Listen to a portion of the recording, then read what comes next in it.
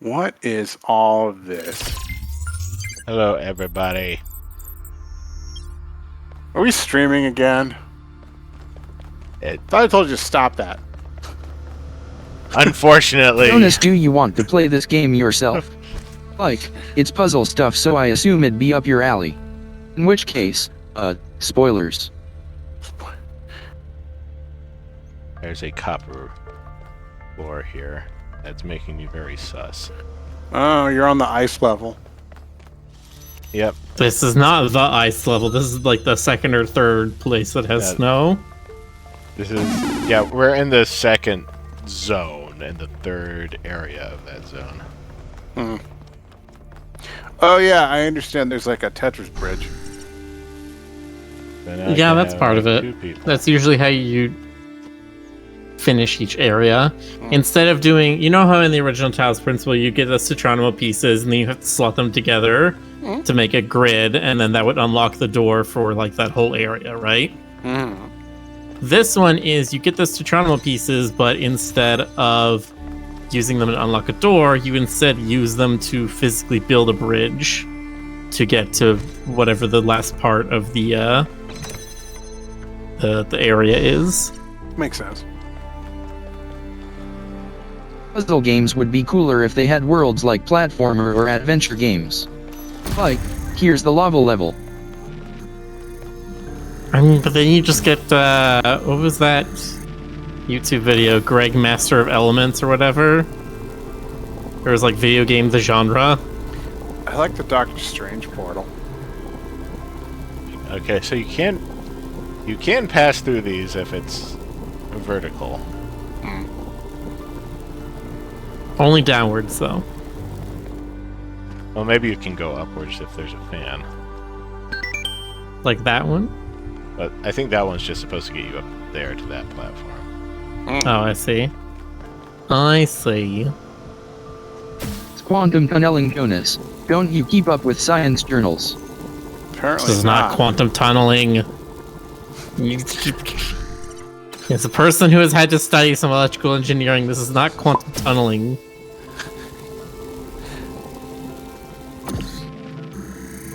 Quantum tunneling, at least at the moment, it's not a fun thing. It's an annoyance. Quantum tunnel. That's like when the waveform just happens to put the thing on the other side of the, like, the probability of the thing being on the other side of the wall or whatever. Yes, because electrons do not always have an exact position. Instead, they have an uncertainty field. If that uncertainty field is wider than a barrier, they can just magically pop on the other side. Right, because anything we consider solid isn't really solid. No. It's just like a collapsed probability wave. Is anything real? No? Probably not.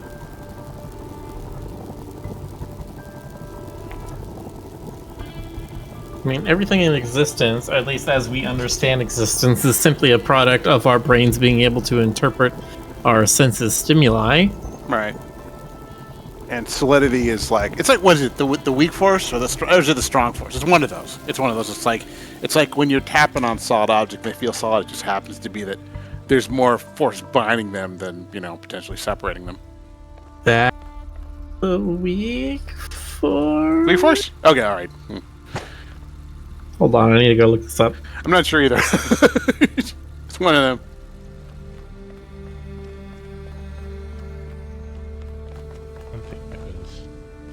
It's video game mechanics, so it's quantum tunneling. Anachrony, I hope I said that right. It says objects feeling solids the electromagnetic force. Is it the M? Is it the M force? Okay. Oh yes, because the atoms would more likely like to stay together than allow your finger to pass in between them. Right. Next thing you're going to tell me that quantum stuff does not work like in Outer Wilds. I mean, as far as we know, probably not. It doesn't mean it can't. Don't we sort of not really know how quantum stuff works? Like, aren't we just sort of, like... I mean, it's theories in the same way that relativity is a theory, in the same way that gravity is technically also a theory. People forget that one. Gravity's a theory. Gravity is Right. not a, nope, this is how everything works. No, it's a theory. It's Or like I'm making jokes. You don't have to get sciencey on them. it's okay. You can get sciencey on it. But it's Bullshit. like I'll this- take everything way too seriously and make it all sciencey. I was watching Cosmos at like age 7. Science is just like science just happens with me. Why did I do that? It is a scientific theory. Yes, that's... Yes. Theory Those are on theory ENT. does not mean yes. Theory has a scientific definition, and what it means is that theory means it works for every case where we've tried to test it. Every time we've seen if that's how it actually works, that is how it actually works. Right. Well, The sort of. only- You know- However, we haven't tested literally everything that this could apply to. And also, Because- if something doesn't work, you can patch a theory, sort of, Right, you- and that's you what modify usually them. happens. Yeah. Like Yeah. like we know And that sometimes it becomes eventually becomes untenable. right. We know that physics break down at the moment of the Big Bang and in singularities like black holes, but those are edge cases. How would I do this? Ashley V Gaming says y'all are nerds, and it's just like, No. uh-huh, and? We're nerds? Oh my god. I'm so I have a ashamed. question, Rick. Because I've noticed where that exchange pedestal is placed versus where the emitter and receiver are. If you put a beam redirector into one of those trade pedestals, does it still have its connections? I don't think so. No. Where did I put my duplicate? What was the question again? Oh, where did my...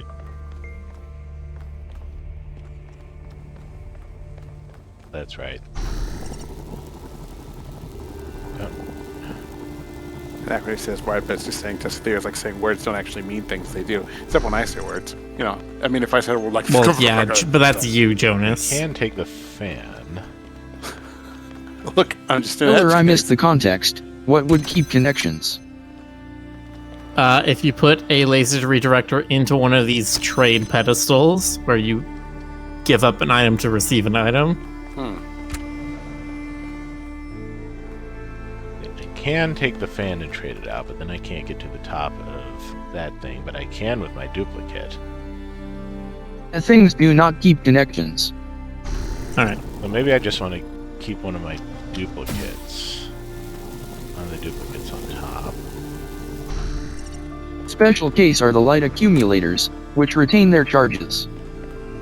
And I can't get in here without one of the duplicate stepping on this.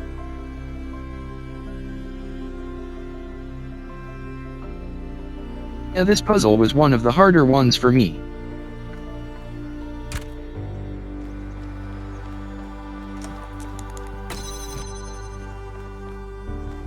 Clearly what you need to do is you need to pick up your copy and trade him with one of the other items. Obviously. Lock him in the forever box. Yay, forever box. It's forever. All that I really need to do is put the driller or the fan on this floor. So that I can just trade it out for this.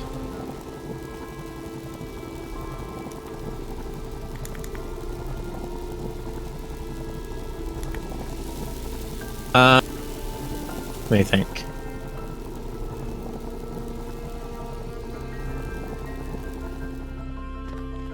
I mean, let's see if it can. And take, Nope. take fan, swap it to this.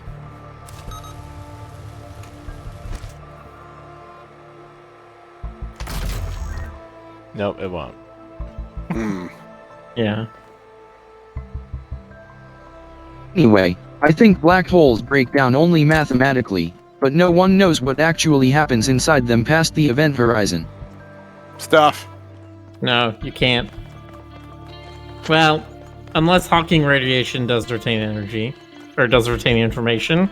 Once you get spaghettified, you encounter the neutronium meatballs. That sure was a sentence, wasn't it? Oh no. The theory is that if you get spaghettified, what actually happens is your atoms get splayed out against the surface of the black hole. Right. You can't fall in any further because time with infinite gravity also means infinite time dilation, which means time stops passing. Right. And time only begins passing again once your atoms get re-emitted as Hawking radiation. Sounds like fun. Let's do it.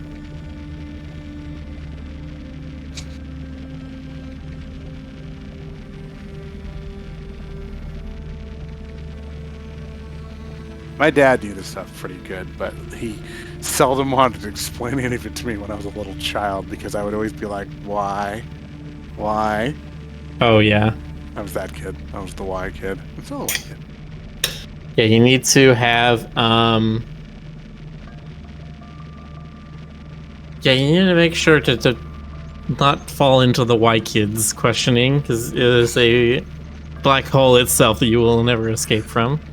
No,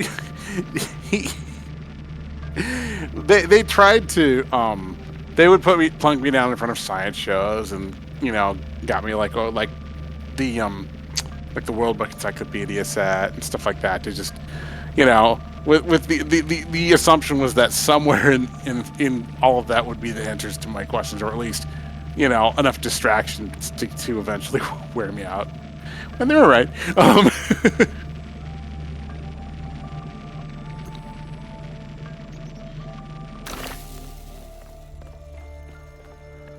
That doesn't make sense. Stuff has to go inside black holes for them to get bigger, right?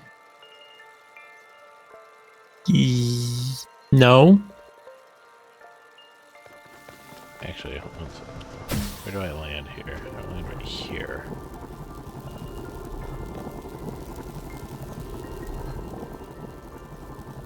Yeah, I don't have like a platform, so. Plus, black holes aren't only ever getting bigger. Sometimes they get smaller. Yeah, don't they evaporate sometimes? Yes.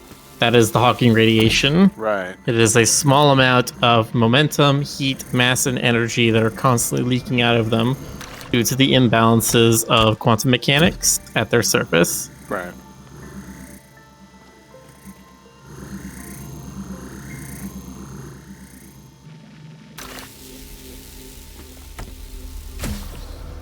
Aw, man. Just Yes, but they do get bigger and they do feed, like black holes at the center of galaxies that are always surrounded by matter. yes, but the matter doesn't immediately go to the center.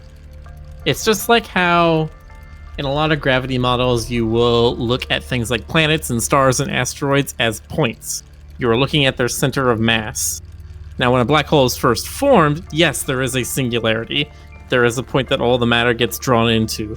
But as soon as it reaches that infinite time dilation, all of the matter now gets strewn across the event horizon. When it is forming as a singularity, that event horizon is infinitesimally small, so it's, a Planck length in diameter or whatever.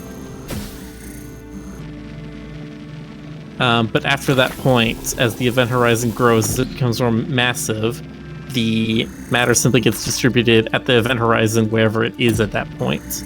Oh, come on. Are there some weird solutions like you can have like a ring singularity or some shit? But yes, there are such things as a toroidal singularity. Should be able to do that. You can just drop it through its own hole. Yeah, like that. Hey! Nice, yeah. I could have gotten into science like mom and dad, but I never really had I'm positive that's cheese. I'm We're not pretty sure, supposed to be able considering to do that. good times. I think I just need to do it. But yeah, no, I enjoy science. I just never wanted. I never saw it as like a career. I mean, okay. I mean, it is a career, but I just never saw it as like the career I wanted. You know what I mean? You broke the game. That was definitely not the intended solution. That's what I said. It's cheese. yeah, it doesn't matter. Is that what it's called? Cheese? Cheese. Yeah, if you're cheating the system, that means you're doing something in a cheap or cheating way. I am fully in favor of cheesing. You know what? In a puzzle game like this, honestly, if you find a solution that doesn't rely on like actually inserting new code or some other kind of malfunction in the game, no, it's just you being clever. Oh, here we go. Oh, I see. You'll regret it. A driller going through its own hole creates a time paradox and it will eventually destroy the universe. Well, that's no good. Okay, but if that was the case, it would happen instantly. Or at least that's what Outer Wilds taught me. Oh, this is interesting. Yeah, T-piece. Oh, I get it. You get only one of each. Okay. That's cute. Now you need to use the square to turn it? If you get it wrong and run out, do they disappear or? No, you just pick them back up. Yeah. Oh, okay.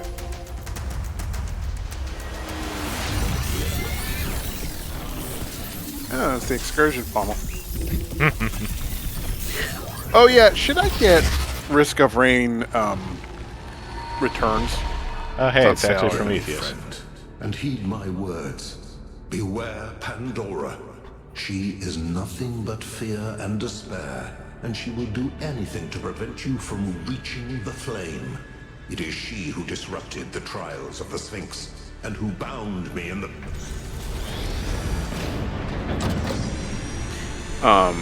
But yeah, I know it's on sale right now.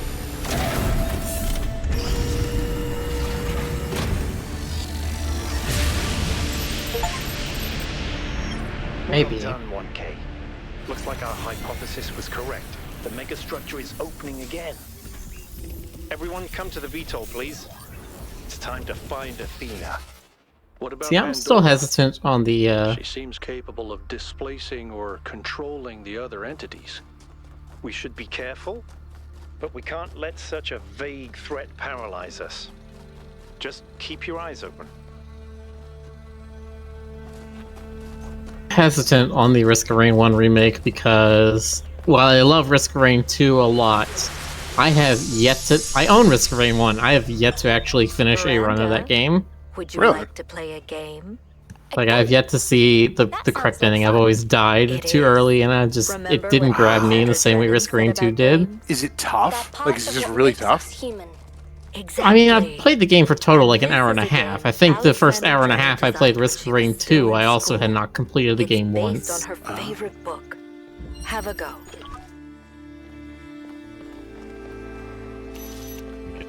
In my opinion, 1 is not as good as 2. Really? Okay. Yeah, if you play them back to back, you very quickly see how 2 was a huge refinement. Well, isn't that the whole thing with returns? I mean, supposed to it's be a 2D refinement game. Of one? It's a lot less complex. Well, that's the thing, Ray, is I'm curious to see how much of it is gameplay changes versus just aesthetic improvements or whatever. Also, apparently the game is only Steam Remote Play. There's no true online multiplayer.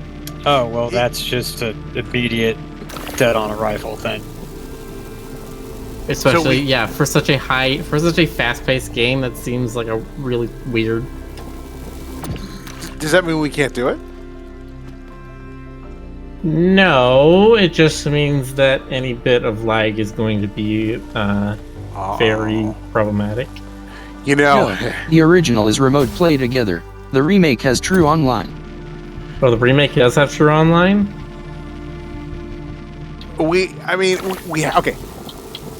we have a minimum amount of. There is always a baseline amount of latency with all our interactions. Oh yeah, with up to because- 4-player online and couch co-op, you're not alone in this fight. Okay, yeah, it has true online support. Oh, okay. That might honestly be the game changer for me. Oh. If it has true online, then it's like, yep, I'll at least try it. Stupid question. What's the difference? The difference is true online would have syncing correctly, so that nobody can jump ahead and there's no lag spikes or anything that the game doesn't then account for. Because the problem is, if there is lag to anything and you're on the Steam Remote Play, the game doesn't know that there's been lag at all, so it just keeps marching ahead, which means that a player could miss things. Okay. Or something could happen to them when they haven't even seen it yet. Got it. Okay. Also, the video quality sucks. Really? Huh. It looked okay to me, but I mean, I'm from the NES era. Wait, the what? The video Bonus, quality have you sucks? ever played a remote play together game with us? Oh, for the remote Have I? play. I'm not sure. Have we ever done it? Well, yeah, because it's basically somebody sending you like a 480p stream of the game to your computer, and you're sending inputs to their computer. So, like, yeah, remote play together is not super high def, but Jonas, whatever. did you play Overcooked? Yeah. Yeah. Okay, then yeah, you probably. So that did was remote play? play. Huh. I don't know. It seemed like it was okay to me. Question mark. With some games it's fine, but Right. with really fast twitchy games, it's not going to be that good. Yeah, that's fair. And Overcooked is only like medium twitchy. Yeah. God damn it, I hate Steam reviews that are funny sometimes. Unlike my dad, The Risk of Rain returned. Wow.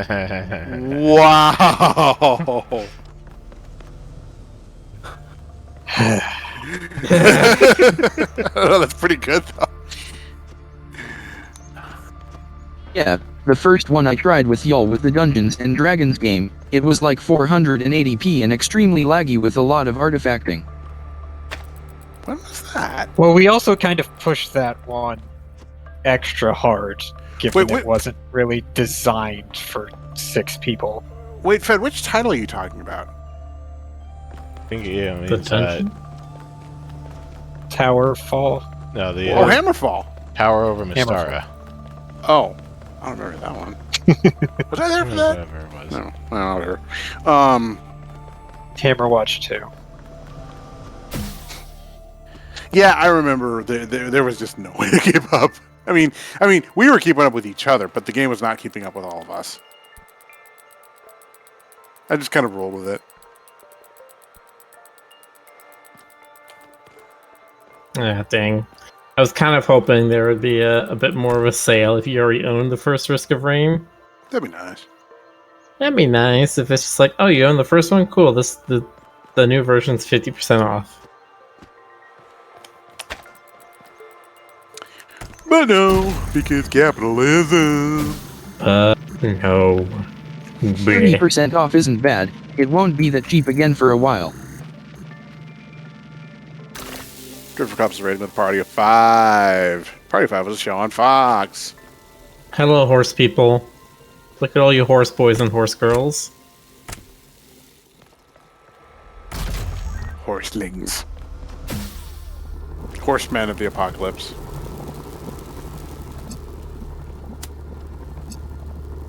I don't understand this. I don't have Horse West. enough items.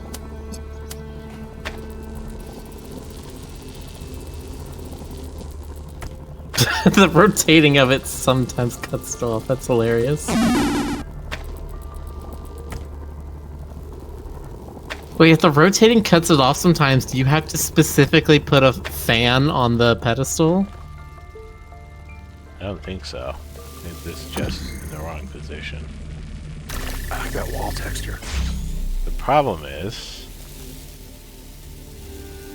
this does Now you not need the help. fan back. I would need to actually put the laser on the other side of the wall, so that I don't have to keep using that. Okay. That is so much snoot to poop. That's right. Yeah. Then I can Oh, get rid of this.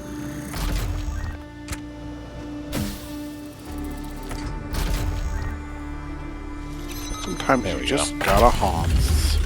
Rick, are you thinking with portals? Are you thinking with portals? Well, I should be.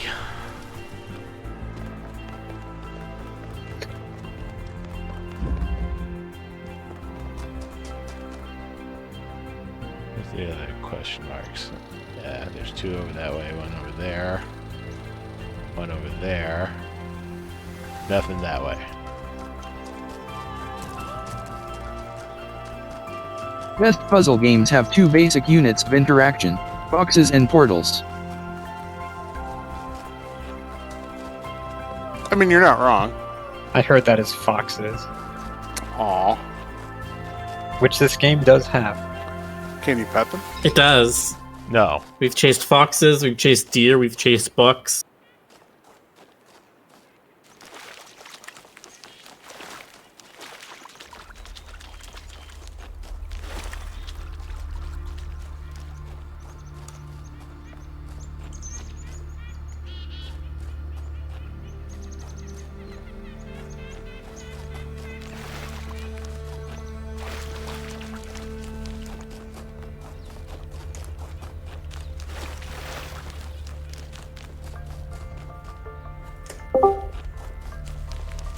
Who's that? It bat. Bad. I Talos Principle. Most of that got cut off. Yeah, we had such a lean cast these last couple of nights, and everyone's coming in today. Well, you know, reasons. The Poisonous Explanation. Humility, excerpt from Orthodoxy by G.K. Chesterton. But what we suffer from today is humility in the wrong place. Modesty has moved from the organ of ambition. Modesty is settled upon the organ of conviction, where it was never meant to be. The man was meant to be doubtful about himself, but undoubting about the truth. This has been exactly reversed. Nowadays, the part of a man that a man does assert is exactly the part he ought not to assert himself. The part he doubts is exactly the part he ought not to doubt, the divine reason. Huxley preached a humility content to learn from nature, but the new skeptic is so humble that he doubts if he can even learn. Thus we should be wrong if he had said hastily that there is no humility typical of our time. The truth is that there is a real humility typical of our time, but it so happens that it is practically a more poisonous humility than the wildest prostrations of the ascetic. The old humility was a spur that prevented a man from stopping, not a nail in his boot that prevented him from going on. For the old humility made a man doubtful about his efforts, which might make him work harder, but the new humility makes a man doubtful about his aims, which will make him stop working altogether. Miranda, I had to read this twice to fully understand it. Yeah, that's Chesterton. Excursion Report 3, from Miranda to Athena. It's incredible there's an entire submerged town just off the coast, surprisingly well preserved. Sailing over it, I finally understood what the ancients meant by eerie. I obviously couldn't have the kind of physiological response they did, but I think the mental response was pretty close. A contradictory response. Part melancholy, part fascination. It's strange how tragedy and destruction make the beauty of civilization more obvious. Miranda. P.S. A deer got into the maintenance area and made a huge mess. Sorry, I'll clean it. P.P.S. I may have been feeding it. The author on the left side. Author 5358. Just the error Number code. again. Yeah, the error code that keeps popping up. I need to read some Chesterton sometime. Okay, you did. Yep. Hypatia's Journal number 6. From Hypatia's Journals, Volume 1, The Founding of New Jerusalem, Day 296. Cornelius and Sarabi went back to the dam today. We've been holding off on constructing any new humans to concentrate on building a home for them first. But there's a limit to what 13 people can do on their own, and everyone is eager to start construction on some of the more ambitious structures. Sarabi's kindness and patience is something that we'll certainly miss out here, where tempers can sometimes run high. And I'll miss Cornelius, too. He was there when I was born, and he is just as much a father to me as Athena and Alexandra Drennan are my mothers. But I suppose I can always go visit them. The dam isn't that far, and once we complete the monorail in a few decades, it will truly only be a few minutes away. And what are a couple dozen years, really, when you might live forever? What if it's someone's robot number? Like Athena actually built over 4,000 more robots. Gasp. Something I really like Eek, about Alex, God. one of the reasons why I'm here doing this, is that she's really humble. She has this incredibly positive view of humanity. She believes we can accomplish anything. But it's not about her. Hey, who let the window She doesn't open? think A that bat she's flew in smarter you. or better than anyone else. She just looks at us as a species. And even though I'm in she here, doesn't see eek, how eek, small we squeak, are in squeak. the grand scheme of things, she thinks that we Hang on a could second, I'll be right conquer back. I the need to stars take off and give my- meaning to the universe. My hoodie.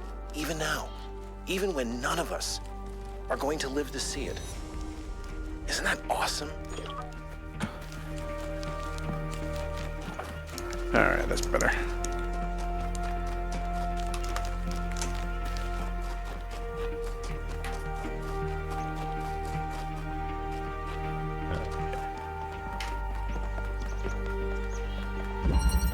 All around. The mulberry bush. Time to bring it around town. Bring it around town. You get a little bit of this, around and that, town. and this, and that, and that. Rick, what if you started? Bring it around town.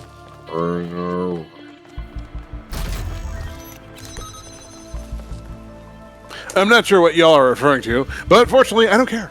SpongeBob. Oh, okay. It's 90s. It's a Spangbab. We're talking about the Spangbab with the Patrick and Sponge Boy Me Bob. the Sponge Baby Spamby. SpongeBob was one of those like important cultural touchstones for millennials, wasn't it? Like, Yes. Yeah.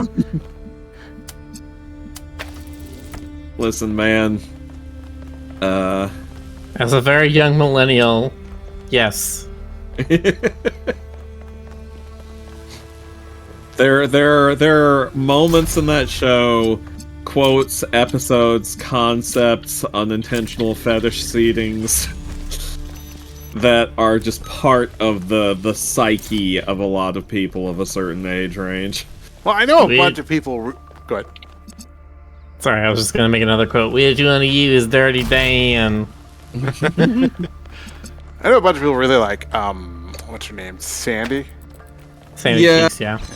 She wasn't like the one I'm referring to is that seems to have seeded a specific interest in a whole lot of people. Is an episode about fish hooks. Yeah. It sounds more horrific than it actually is. Really? Because that episode is very strange. Yeah, but you know what I'm talking about. Yeah. I mean, of course I would know about this one. One day I'll go check it out. Like I've seen other the only SpongeBob. Did that one have the realistic hand at the very end? No, that was at least I don't think it did. That was one where SpongeBob got really sick or something? Yeah, and he didn't want to. Yeah, there was that one, but I just have a vague vision in the back of my head of a real-life hand with like a fork poking at Mr. Krabs, who's in like a fast food. Yeah, he was with in like a fries. tray with fries or something, and the hand was you like trying to hungry eat him. And Yeah, the hand's like, yum, yum. yeah. It was literally like that. The voice, it was like yum yum. SpongeBob was really freaking weird if you think about it. No. The thing with the hooks was there was this whole like field of fish hooks dangling from their lines, and Mr. Krabs had warned SpongeBob not to play with them because, you know, they would sit on them and then the fish hook would get reeled up really quickly and they'd be like, whee! And then they'd fall back down, but Mr. Krabs had warned them over and over that this was really dangerous and they shouldn't be doing it. And then SpongeBob, of course, doesn't listen. And the long and the short of it is that he gets set up with one of their own fish hooks, and it hooks him, and it's dragging him away, and he's screaming and screaming. It gets hooked on his pants, and eventually, like, he frees himself when it rips his pants off, and he gets flung into the Krusty Krab naked, and everybody starts laughing at him and pointing at him. And now you know what this episode seeded in people. That's amazing. But also, you can definitely tell the entire reason that episode was made is to make a playing hooky pun. Yes, that was exactly what it was. That was the entire inspiration behind it. Oh yeah, just Foxer, you're right. That the one I was thinking of was the one with the robot crabs. Ravioli, Ravioli, give me the formuoli. The one I always think of the most, for obvious reasons, is the hash-slinging slasher episode.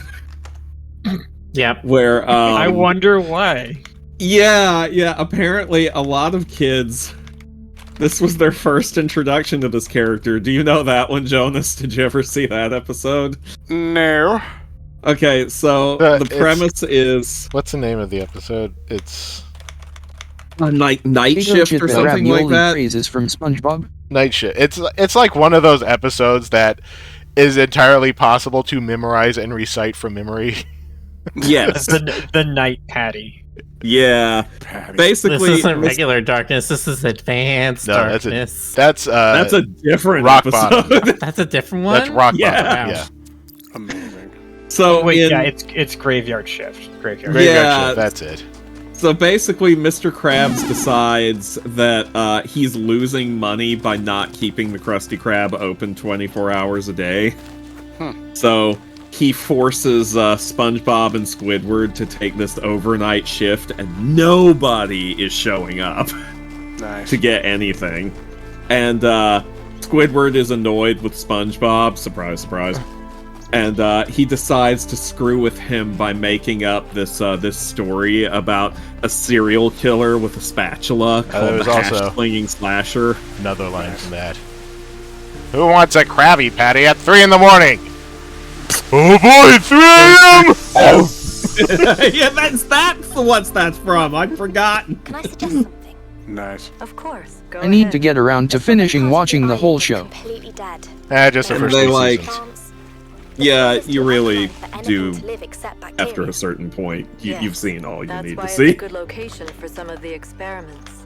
Well, But we want to show that we can make the cosmos more the way the peaceful. episode Then why ends don't we start is part that everybody remembers most clearly, because as the episode progresses, everything that Squidward had made up for his ghost story starts happening, and he starts getting freaked out too. Sounds like a plan. Because he starts believing maybe there really is a hash-slinging slasher.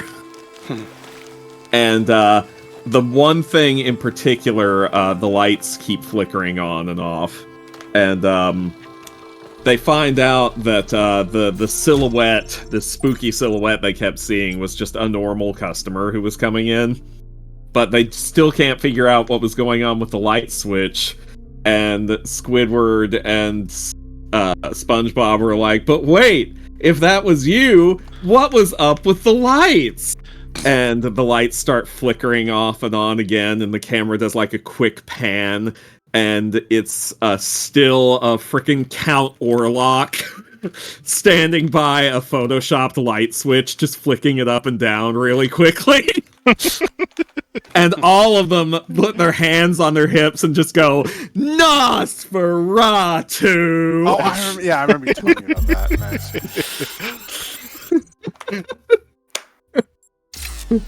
And then they have a close-up of him, like, photoshopped smiling. With this big smile, yeah. Apparently that was a lot of kids' first encounter, first introduction to Nosferatu.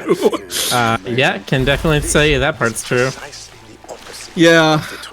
Wasn't mine, but I'm built different. You definitely are built different. Built different?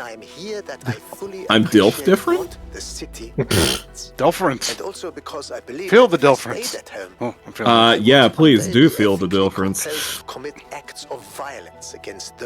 You can't see it, but my eyebrows, they're a waggling. Yeah, I can hear it. I can feel the wind turbulence.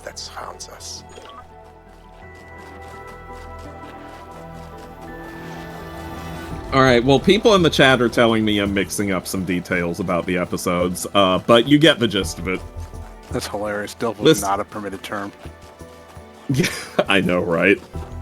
Oh, Twitch. Oh, Twitch. Twitch is like, we've mathematically calculated every possibility for bullshit that anyone in any chat will ever say, until the big crunch, and we've made them all. We've auto banned all of them. Oh, there's the exit. Sounds about right. Sorry I'm late. I had to finish some more puzzles. A likely story. There's something I've been thinking. 1K in their puzzles. I know the New Alexandria disaster was traumatic. I know accidents like that make us think that it's best to stick to what we have. But what about all the accidents that have happened in New Jerusalem that nobody talks about? The collapse of the Rakovsky building. The Calvin Street explosion.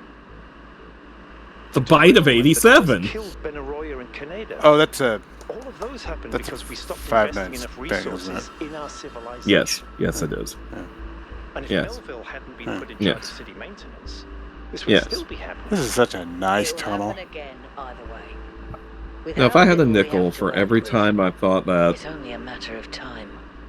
You see, there may be a price for pursuing progress, but there's also a price for not pursuing it. and that price is $11.95. Plus shipping and handling. Some restrictions apply. Void where prohibited. Batteries not included. Starring If you live in featuring California, Dante this- from the Devil May Cry series. If you live in California, this product causes cancer or birth defects. Only in California. Only in California. If you're anywhere else, you're fine. All right, here we go again. Our main Somebody objective is really to had a good determine time the on that relationship pyramid. between the megastructure and Athena. Did she find it? Did she build it? Why was Either she that or it here was in the really first place? torturous. I don't know. Explore. I probably Dig up shouldn't anything assume. you can. The We two need to aren't start necessarily finding answers. mutually exclusive. That's fair. I could solve puzzles slower so you can have more time to explore I the can't imagine place. one person building all this. Don't forget about Miranda. Okay, I There can't. are at least two of them. Who? I can't imagine 100 Okay. people building this. I am super behind on plot developments, but that's okay. All right, everyone. You see, the big Right, plot stay in touch, twist be is it careful. turns out this whole thing was a Okay. video Can game. you stay a Right. moment? It's just some big I'd like messy to talk to you. Asimov kind of. You trouble. say that, but that is one of the theories at the moment. I mean, we did. I know you can't wait to start exploring, but just hear me out, okay? We were put to sleep on the travel over here. Maybe I'm still asleep. I'm Air concerned. Magard, you're gonna Brian is actually brilliant. wake up All and he it's can think about is Skyrim. the possibility of finding Athena. Hey, you! That was kinda the plot twist from the first game, that it was a video game all along. I'm afraid he's not seeing the I dangers mean, that wasn't of the megastructure. quite the. I guess it was the twist, To but the me, twist didn't come at this the place end. Seems chaotic. Dysfunctional. The twist doesn't always Yes, have to it's come all at the very end. impressive, but I think That's it's fair. Details, broken. Miller. And what we're seeing Details. is, it's nonsense, frankly. You've interacted with it more than anyone. What do you think?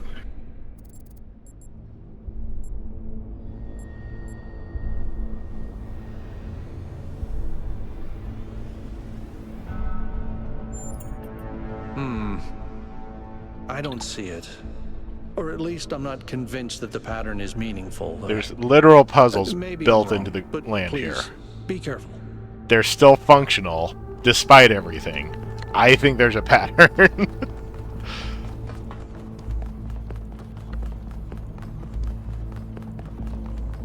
That is complaining that Miller didn't allow them to name the Forbidden One to summon Stoker.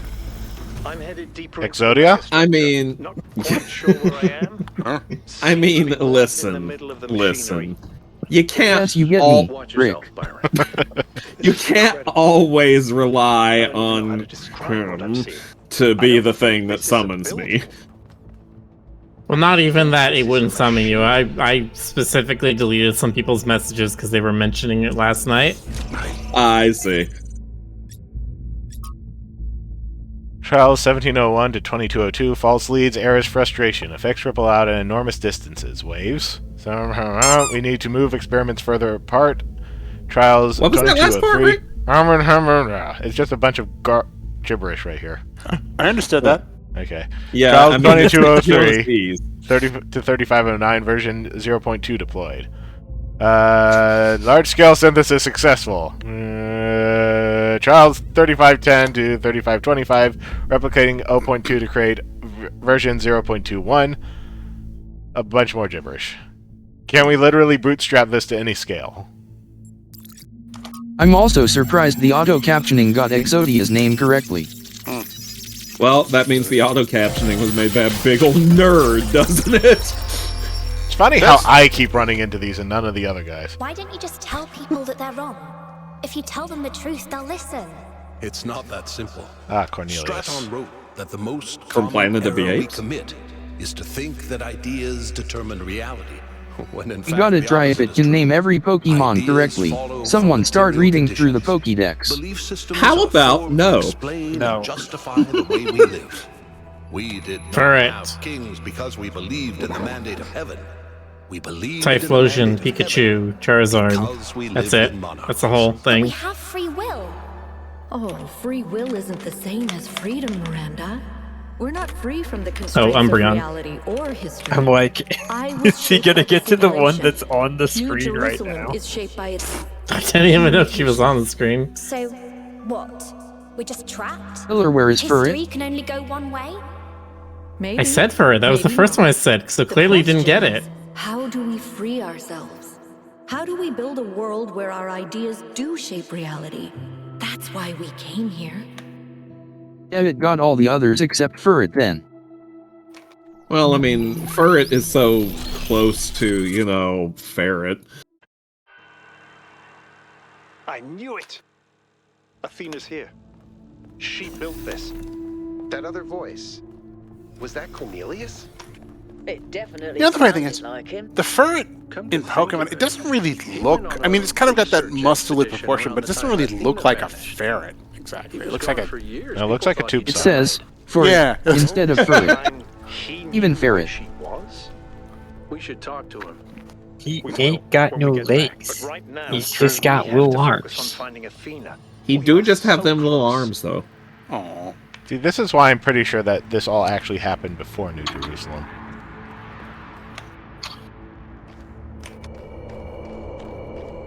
Because if Cornelius is part of these visions, then Cornelius is still somewhere in New Jerusalem. I came to the same conclusion. Did you now? Yeah.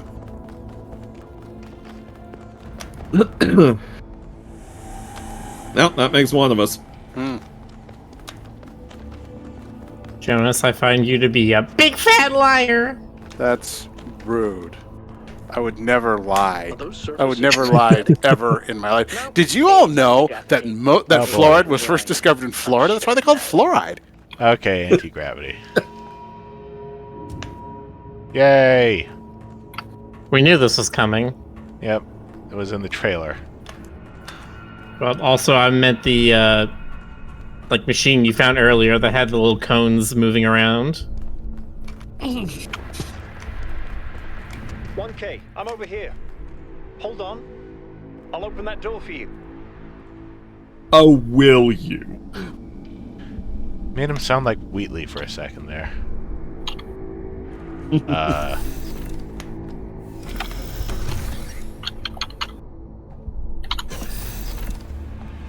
Why is this tree being Yeah, some wobbly? trees are screwed up like that.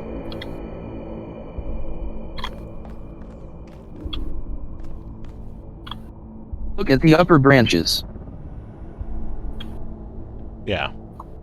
Looks like it's being reflected in water. For no reason. Maybe it's just a really wiggly tree. Or the simulation is breaking down. I mean, there were Guess clear so. signs of it in the first Talos Principle, so... Obviously, it's all still But the part branches of the and simulation. ferns stay the same. If you look close, it looks weird. Which one are you? Oh, okay. Okay, you're trying to go over there.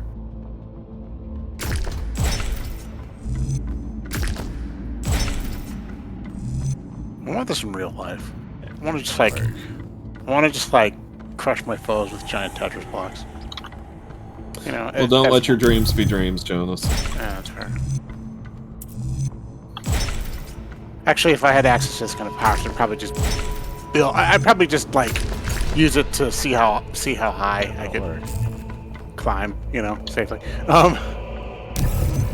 be like, excuse me, guys. I'm gonna build a Tetris staircase to the gods. Seems reasonable.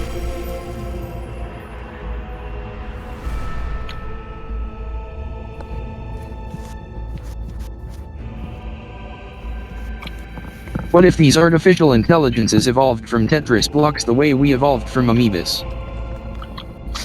And the big questions. That'd be weird. Did you know? Nope. That Be careful. the largest amoeba is about the size of a booger, and the other two. Okay. Yeah, there's like a single cell organism that's like 2 centimeters long or something. Maybe Alexandra Drennan was right. Play is part Which of what doesn't make sense, but that's how it is. Yeah.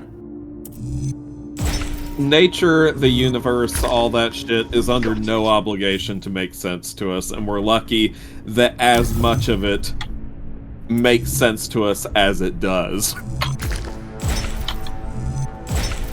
Do you know about Miller? Do you know about cycad sperm? Is this? I'm gonna is say this no, an and then you're adult gonna stop streamer? talking about it. Is this an adult streamer? It's work safe. Try to Well, access that information. It all glitches out. I mean, I suppose it's work safe. Here, I'll type it. Don't want to offend.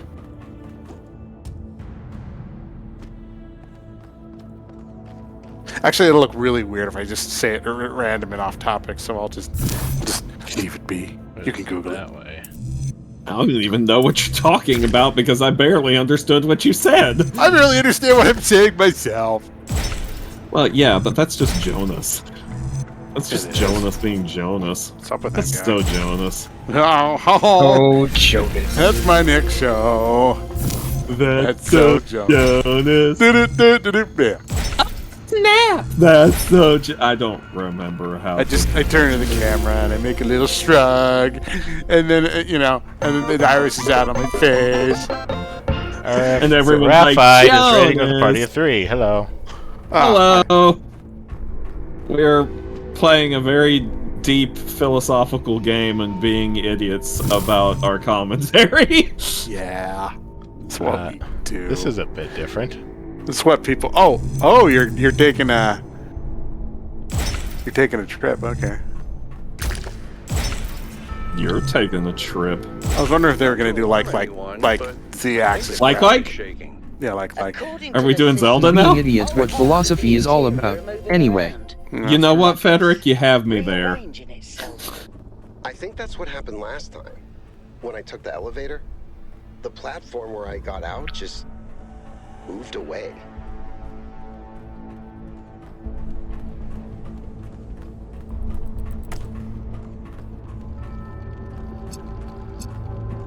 Let's see. Hey, would you say that this guy got deplatformed? That asks how different this is from any other time we're on. That is also a very fair point. Well, some of these, some games are easier than others to do the whole podcasting thing. There are some games where like if we ever do, whenever we're doing a game with talking roles, obviously, it's a different energy, or a multiplayer game, but Mario RPG is gonna be fun. Looking right. forward to that. Is that out yet? It is, isn't it? No, that's a out in week. about a week, Okay. more or less. Should probably Hopefully should have Talos Principle II done by then. Yeah. I think based on what I saw online, you're about halfway through, unless you're going for like 101% or something. Well, we all know that Rick always does that. You know me, the completionist. that is what they So call you you. don't have to. Rick, the completionist Griffin. That's what the P stands for. Yeah. The completionist. Completionist. Anyway. Well, it is a puzzle game, so we gotta go for full completion. No puzzle left unsolved. Yeah. Unless there's a sliding panel puzzle. In which case, fuck that, yeah. I like those with that. Those aren't that hard. Yeah, well, Jonas, you're a mutant. Yeah, that's true. That's fair.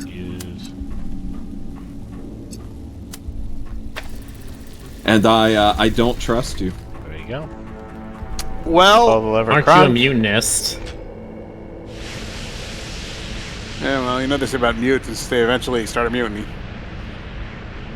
That is what they say, question? What would Charles Xavier say about you? I don't think he'd have very nice things to say. Yeah. He'd be like, I'm bold and British. Fuck off.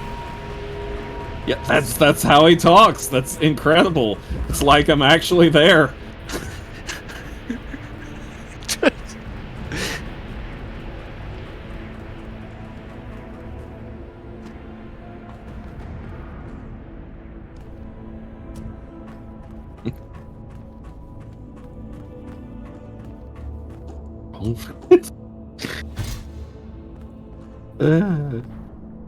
Gravity's kind of sassy in this room. It's kind of sassy in general, if you really think about it. We were talking about black holes and how dumb they were earlier. That's Where are that's, you the, now? that's the name of my Cosmos episode. Black holes and how they're stupid. That's The whole episode is me just bashing on black holes. I look through a telescope at a black hole and I'm like, you're an idiot. Go away. And is that your Cosmos episode? That's how it goes. I just start out like I walk out and in front of this really cool space and I'm like, see that? That's the universe. That's some bullshit. You ever think about that? Yeah, I don't know. Yeah, I just point to the sky. I'm like, billions of years ago, Aristotle was looking through a telescope at that shit, and he felt the same way I did. Aristotle,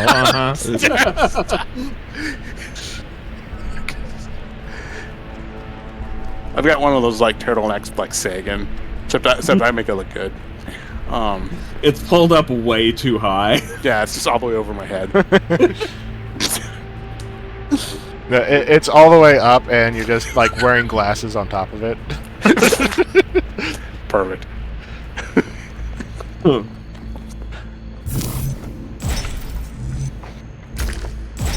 And out of 10. Yeah. Well, actually, you know what to do.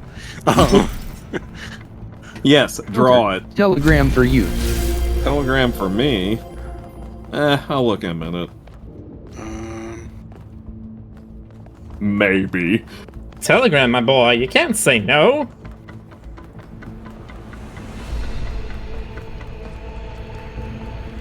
What do you think this is? A TV show? Oh. You need to workshop it? Maybe. Alright, fine. I'll look at Telegram.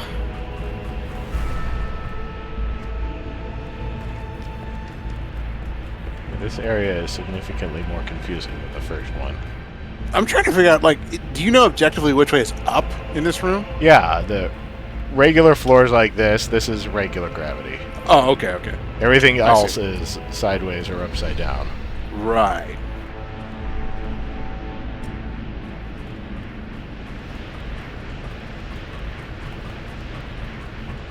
If there's anti-gravity, where's pro-gravity? Sorry, this game Two is camps biased. The two camps are anti-gravity and artificial gravity. And corporate needs you to look at these two technologies and find out what's the difference between them.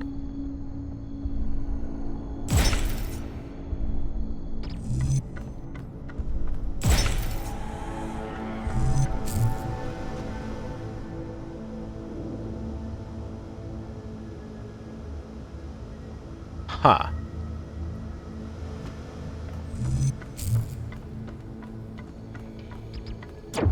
Oh, I like how, first time chatter, Kira Cathell, did this fun little thing with peanut emoji and a tail wag emoji combined that looks real heckin' cute. I like that. Real heckin' cute first time chatter. Keep being cute, kid. It's kinda cheap how you can't jump on Tetramino puzzles. Thank you, Simon. Oh, good. We've got a clip of the universe. Yes.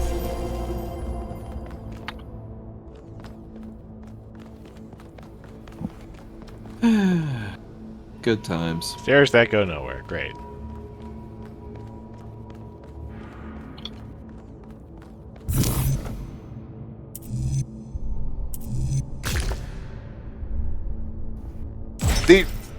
When the blocks turn, they make sort of a squishy noise. I mean, have you noticed that? They're made of jello. I could get behind that. Found another puzzle. Let's see.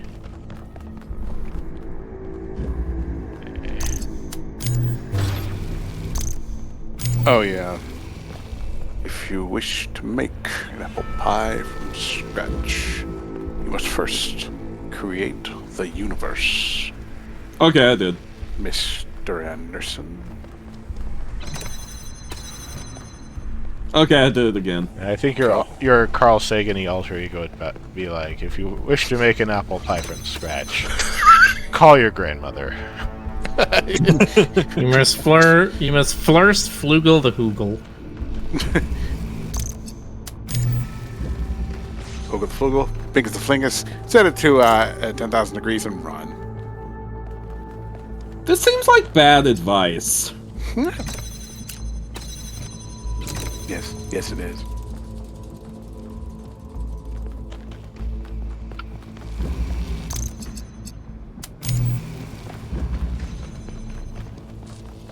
Is that a rolled-up newspaper emoji? No. Oh, Twitch! Puzzles inside of the megastructure are very easy. Did I solve 3 of them? Did you? Did you? Aren't you? Didn't I only throw 2 switches? Oh, I see what you're saying. I don't know.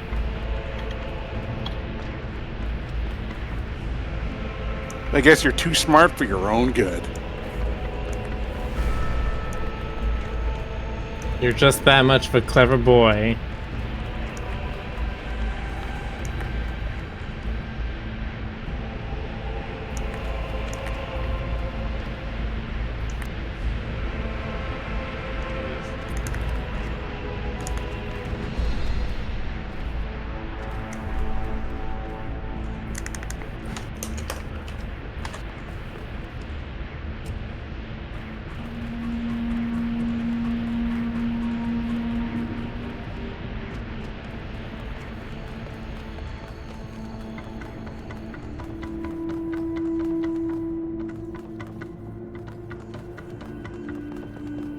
Boxer, if you don't know what to clip, then what hope is there for the rest of us?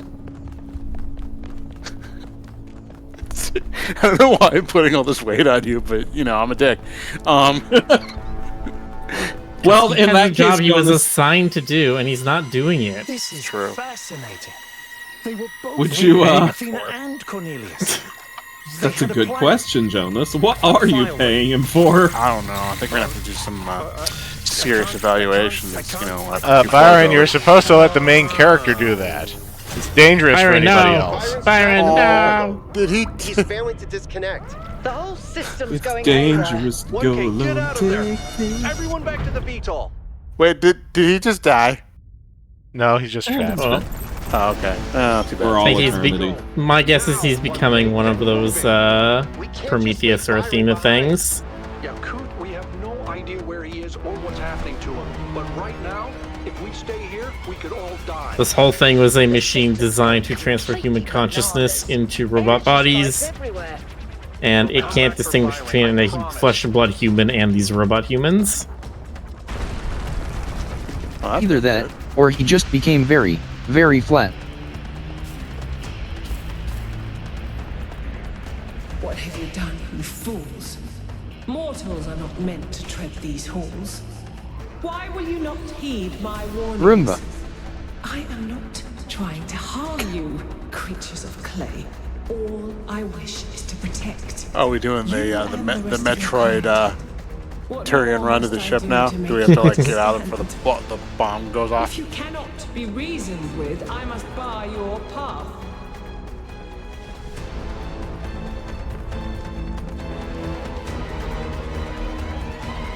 So that's fine. I'm not even paying attention to what I'm saying. Flubble hooble. Yeah, I am moving faster, but I would move even faster if there was like a timer on the screen or something. Wonder if it's one of those fake hurry cutscenes where you actually have all the time in the world to complete it. No doubt it is. Oh, certainly. It's like in Zelda games where like it's like, oh no, the sky is a funny color and the apocalypse is gonna happen. Don't forget to finish all the side quests for an indefinite amount of time. Get here quickly, 1K.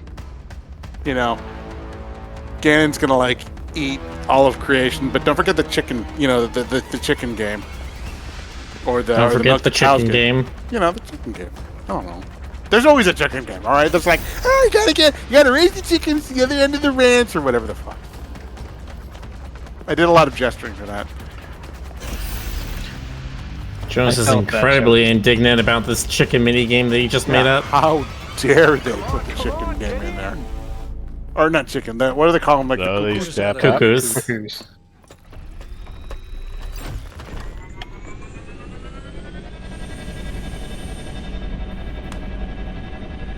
Can't believe I'm still so mad about the chicken game. Somebody should do something about that. Somebody should do something about this thing that you made up and exists only in your imagination. Look, that's where it starts, okay? I'm not gonna... and that's all I'm gonna say. I'm not explaining that at all. Looks like the southern sites are active. The readings are strangely jumbled. We'll be taking no further questions this time. Should I set us down? Yes, but just to drop off Melville. What? We're going back to New Jerusalem. This situation has gotten out of control. We need to regroup. Rushing in blindly isn't going to save Byron. But we also need someone to stay here and keep an eye on things. Melville, that's you. All right. I'll see if I can make any sense of these systems while you're gone. Just keep a safe distance, okay? Will do. Good. Well, 1K, I guess it's time for you and me to take a nap. Okay.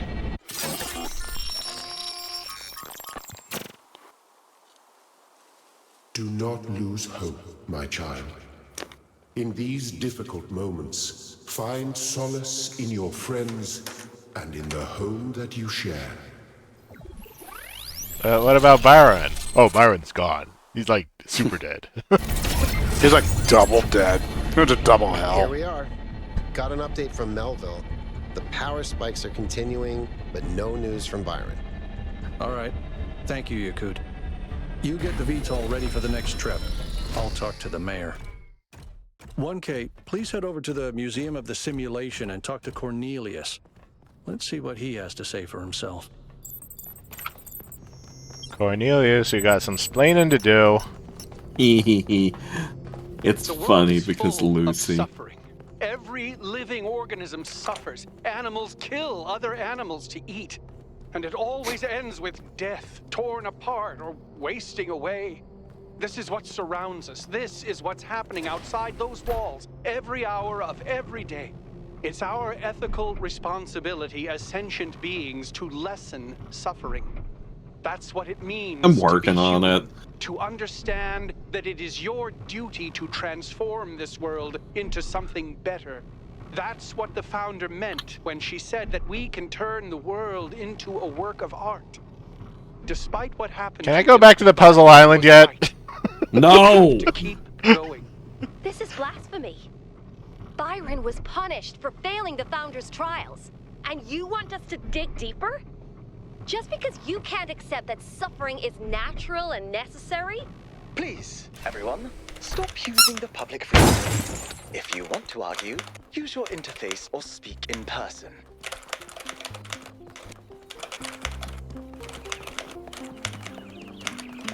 Oh my god, it's terrible back home. Society is falling apart. People, they have opinions. Ah! Founder, bless you.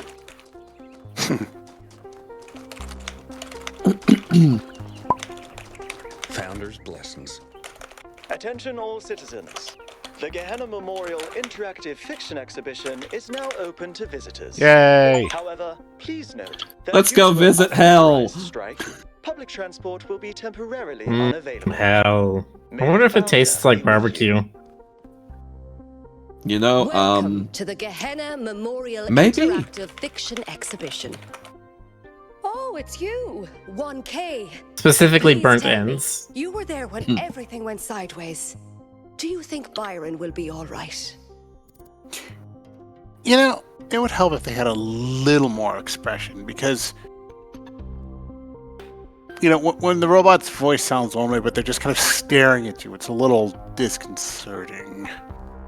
If we find him, he'll be fine. Oh, Byron. Like, come on, it's always not that getting kind of into game. trouble. He's been like that for 1,000 years, you know. But losing him would be terrible. But anyway, you've come to take a well-deserved break from your expedition. Like, So I let's didn't talk about see his something body else. be crushed into a flat soda can.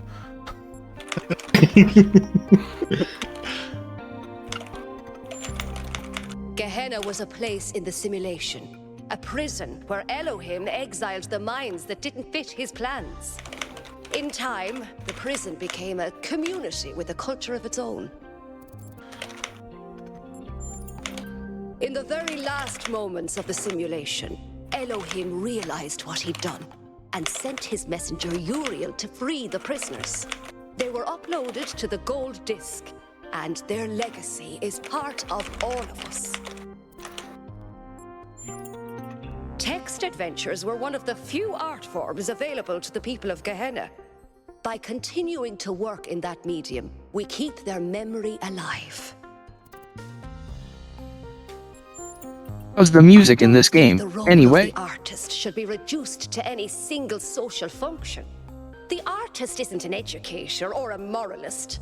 Art isn't about teaching us lessons or imparting values. Nor do I think it's simply self-expression. The best art reaches out beyond the self, into something ineffable. The creative impulse can't really be quantified or predicted. That's why artistic freedom is so profoundly essential. Without the freedom to shock, to offend, to transgress, art becomes stagnant. Well, inside of New Jerusalem, I would say it's a lot like Sim City.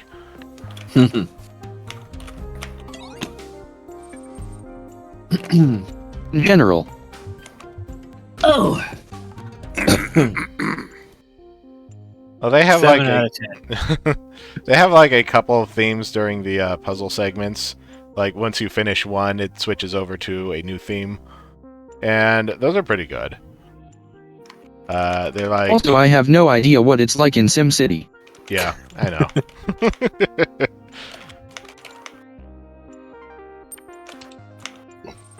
Ghosts of Atlantis. Gently, your ship touches down on the land that was once the Isle of Atlantis, which in the days before the waters receded lay deep under the Sea of Atlas. You have come to find the last legacy of your ancestors. The red sun burns bright in the sky, scorching the dying earth.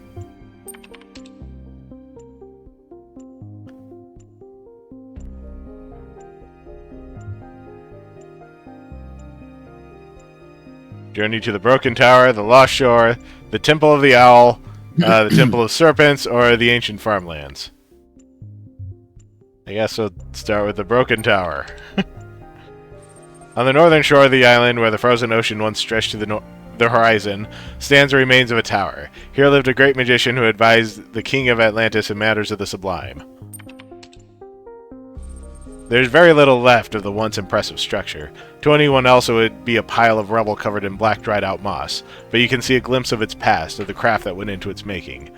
By the tower stands a ghost of the magician awaiting you.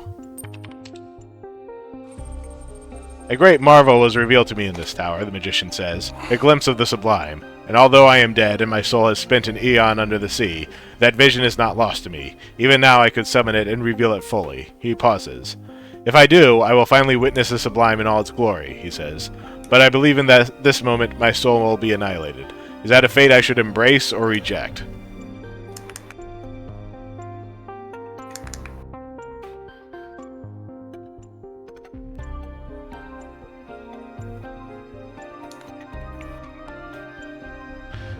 Annihilation of the self is liberty, or annihilation of the self is sin?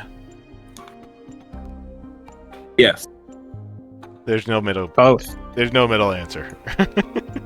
I'm out of ideas. Maybe the self is just an illusion, and annihilation is but lifting of the veil. Maybe annihilation is just but. It's true. Can't beat your logic.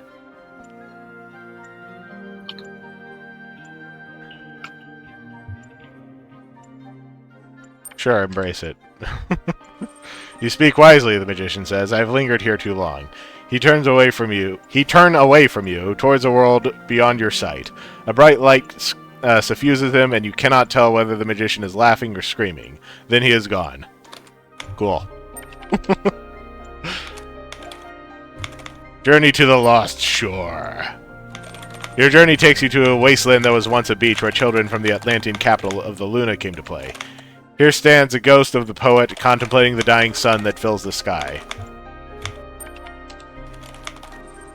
I never completed my great work, he says. There were too many priests and censors who interfered, who did not allow me to create what I intended because they feared the free and true expression of poetic genius. And then came the earthquakes and the waves and long ages under the sea, and now this time of burning death. Yet I still long for its completion, and my soul imagines what could have been.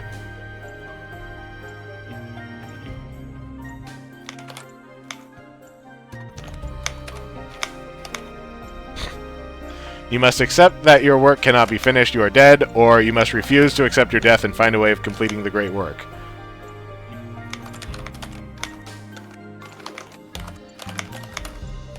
I'd say the former. I feel like he's just never going to find peace if he tries to work on it forever. And he's a ghost, so he's not really going to be able to do anything. Ghosts aren't real. Ghosts are not as real as robots. Not unless the great work of art involved haunting. I mean, is what you're doing right now the great work of art?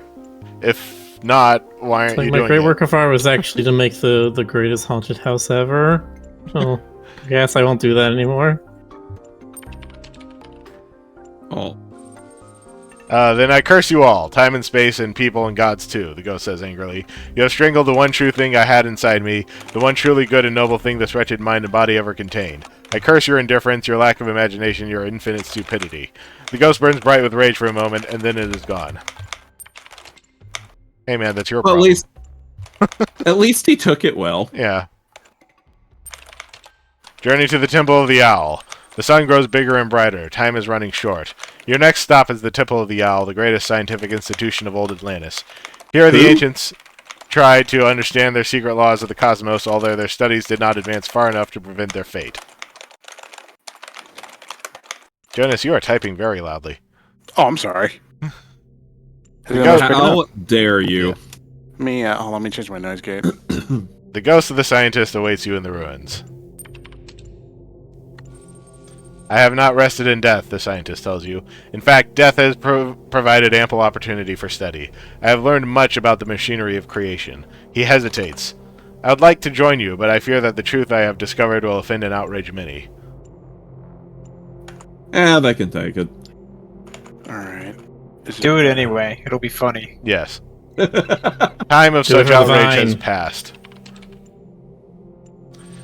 If that is true, then truly a new eon has begun, and I will join you without fear, the ghost says, and perhaps a truth I discovered will not be hurtful after all, but become a source of joy. Temple of the Serpents. You make your way to Temple of the Serpents, which once was the greatest hospital in all of Atlantis. The sick and the injured came here from all across the island, hoping that salvation could be found in its halls. All that is left of the temple is a labyrinth of low walls, and the ghost of the physician waiting for you. It is faint, barely visible. I worked here day and night for many years, and I saved countless lives, the physician says. And yet, of all the lives that I saved, only one survived the death of the island, a young messenger who escaped on one of the ships thanks to another sacrifice. And I have wondered many times since, was my work in vain? The burden of this question is eroding my soul. No. The goal of the doctor is never to make a person who can never die. The goal of the doctor is simply to make a person's life less painful. Nope, you have to make someone who never dies or you're a failure. All lives are worth saving. Ugh. Physician sighs, thinking about your words. You are right, he says. My burden is not eased by this truth, but I cannot surrender to oblivion. He becomes more visible.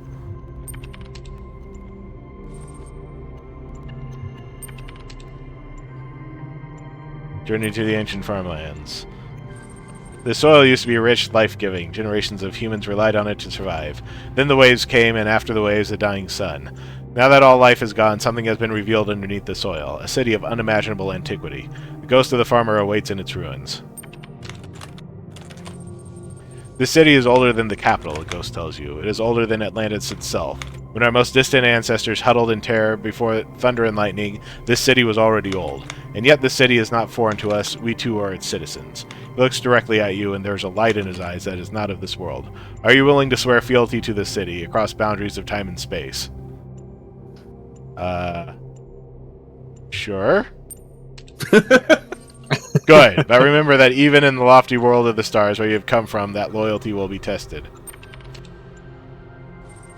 The strange light fades from the ghost form. The farmer smiles. Why, of course, I'd love to join you. I've always loved adventure, you know, and I've never got to go very far from home. Journey to the palace. The palace once stood in the very heart of Luna, the capital of Atlantis. Here the greatest artists and craftsmen of that long-forgotten era built marvels and luxuries that would astound even a traveler from the distant future. But these things, like everything else, are gone now. Only a single remnant of the Atlantean world remains, though it is perhaps the most precious, a great mosaic telling the history of Atlantis. Before it waits the ghost of the king. I tried to be a good man, the king says. To be kind, to balance justice with mercy, to honor the gods, to support the peasant and the scholar alike. And yet I failed. Why? I guess you just didn't try hard enough.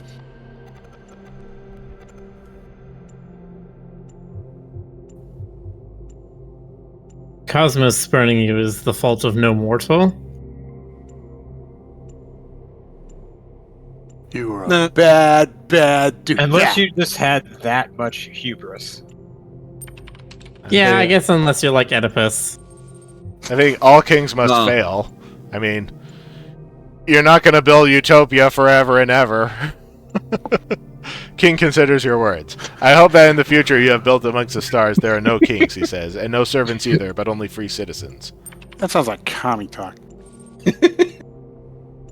The king lays aside his ghostly crown aside. I will join you, but only as a man. The mosaic is a man. Sorry, go on. The mosaic is a work of superb beauty, a great work of history and humanity. In it, you see reflected all the hardship, tragedy, hope, triumph, and heartbreak of your ancestors. This is what you came to find. You cannot retrieve the mosaic alone. The forces of time are too powerful, and the strength of a single person is not enough. Even with the help of the ghosts, you cannot entirely pry the mosaic loose from the morass of history, but you succeed at removing a large part depicting the golden age of the island. It will have to do. A strange, bittersweet feeling fills your heart as you return to your ship. You did not fail, yet so much was lost. Could you have done better? Should you have? As the sun engulfs the earth, you wonder what will be remembered of your own time. The end. Okay, let's get the best ending. Goal is to get all of the ghosts to follow you. Yeah. I figured that out. I figured that out. This reminds me of something. I don't know what. The sun engulfing the earth isn't the best ending. Spoiler alert.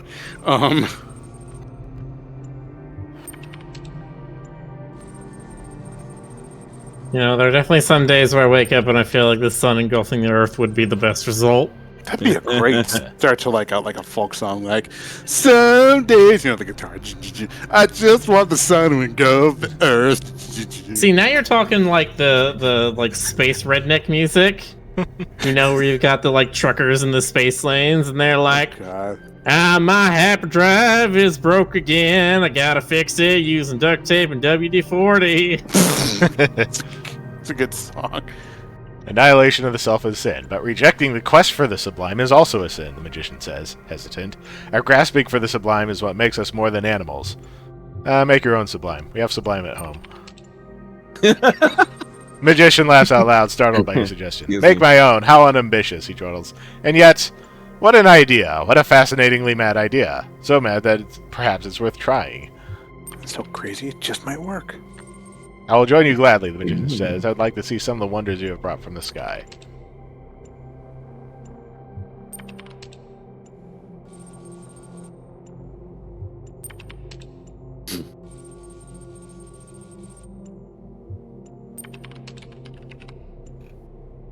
You must refuse to accept your death and find a way of completing the great work. All art is irrational, the poet says. It is not the opposite of reason, but beyond reason, and so is defiance of death even by the dead themselves. We are gone, we do not exist, and yet we refuse to surrender. Perhaps that is what is called faith.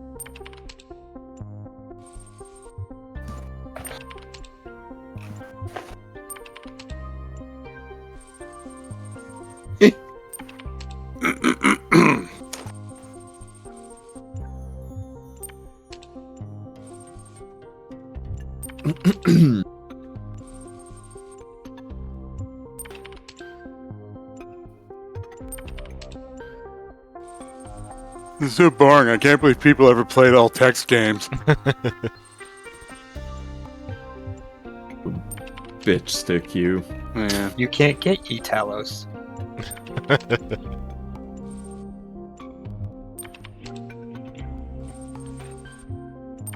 Retrieve the mosaic. You cannot retrieve the mosaic alone.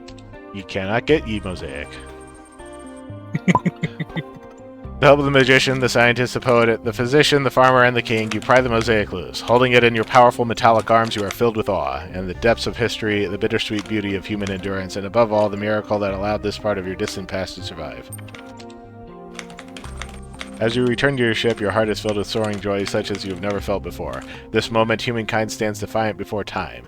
Today, the past is redeemed, transformed, exalted. Atlantis lives, and her ghosts rejoice. Your ship takes off, leaving the earth to burn. But the earth is not lost, no.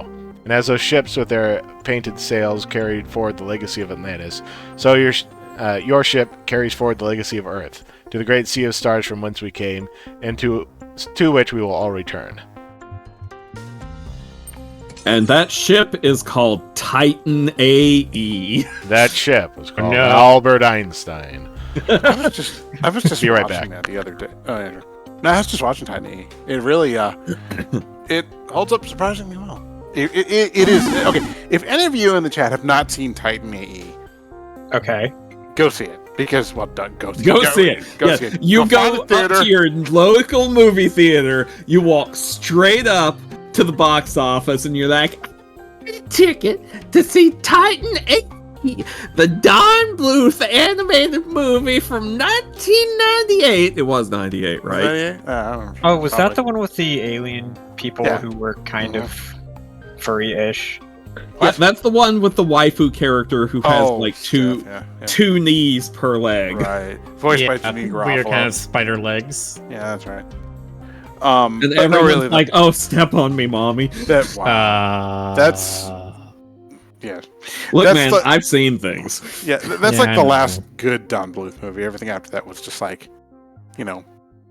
Was Central there Park. even very much after that? Actually, when was that might have been the last Don Bluth Slayer? movie, wasn't it? No, Dragon Slayer was 82. Okay. This screen looks a lot like those old pre-rendered puzzle games like Myst. Oh, this screen? Because, yeah, there's no motion at all.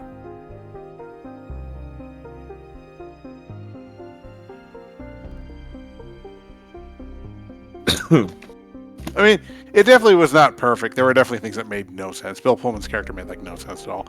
But it's fine. Who gives a shit? The universe. And everything therein.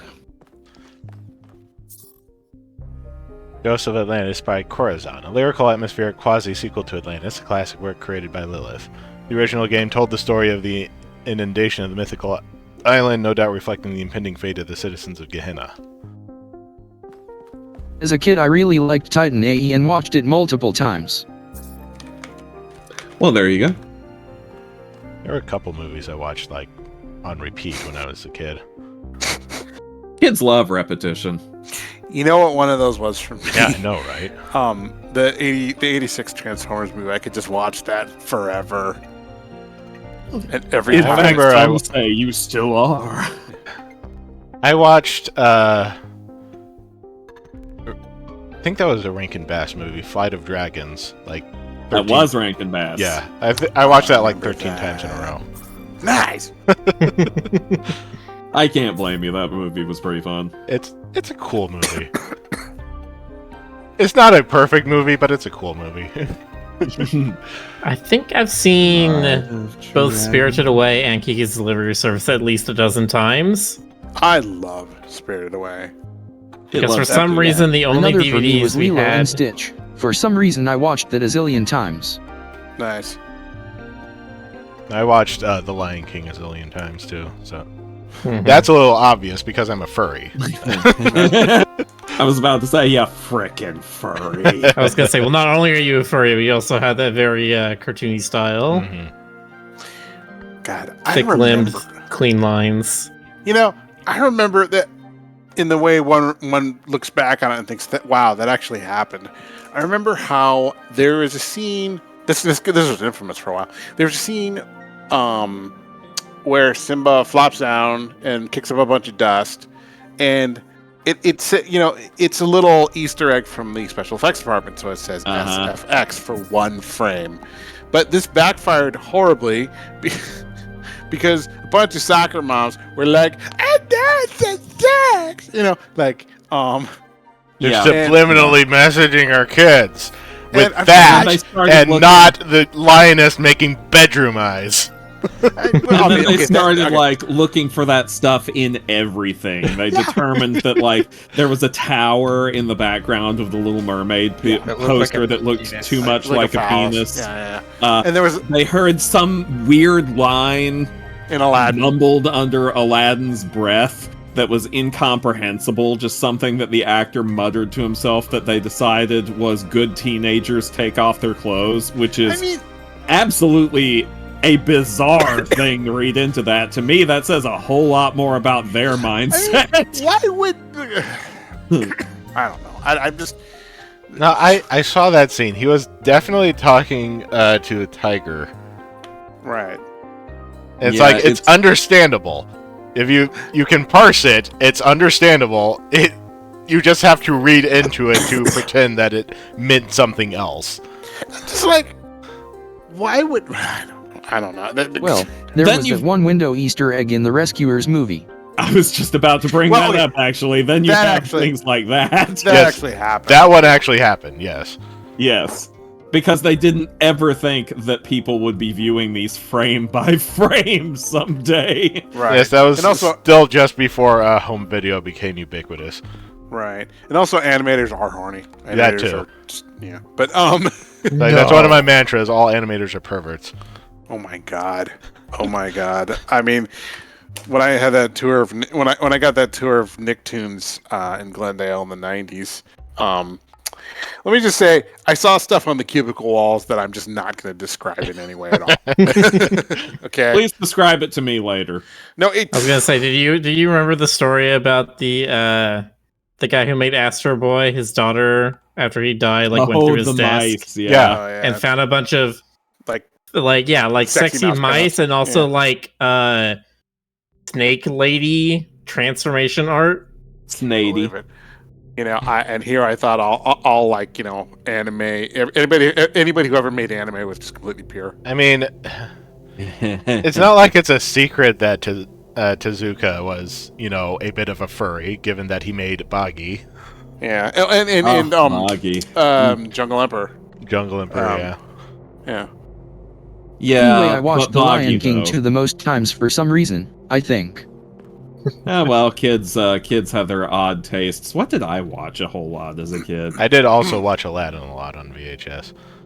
When I was extremely young, apparently I was really into this old live action Disney movie with a young Sean Connery in it that was called The Gnome Mobile. Dad and Mom said I watched that one over and over and over again, multiple times a day. I have no memory of that movie.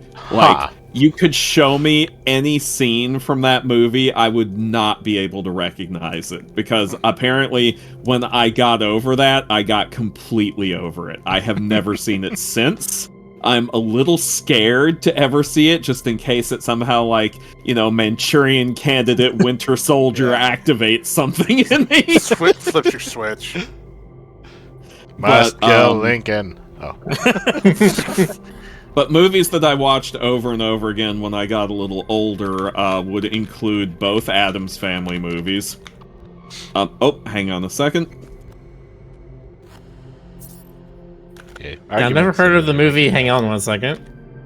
Argument Simulator by Gouda 972. A short, punchy work of games as commentary. Do you agree with the conclusion it suggests? Welcome to Argument Simulator.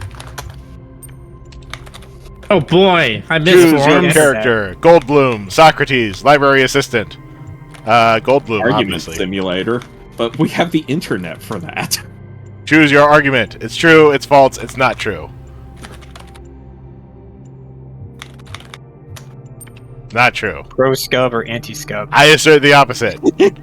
This is obviously incorrect. No, it isn't. I can contradict you. Your contradiction is self-defeating.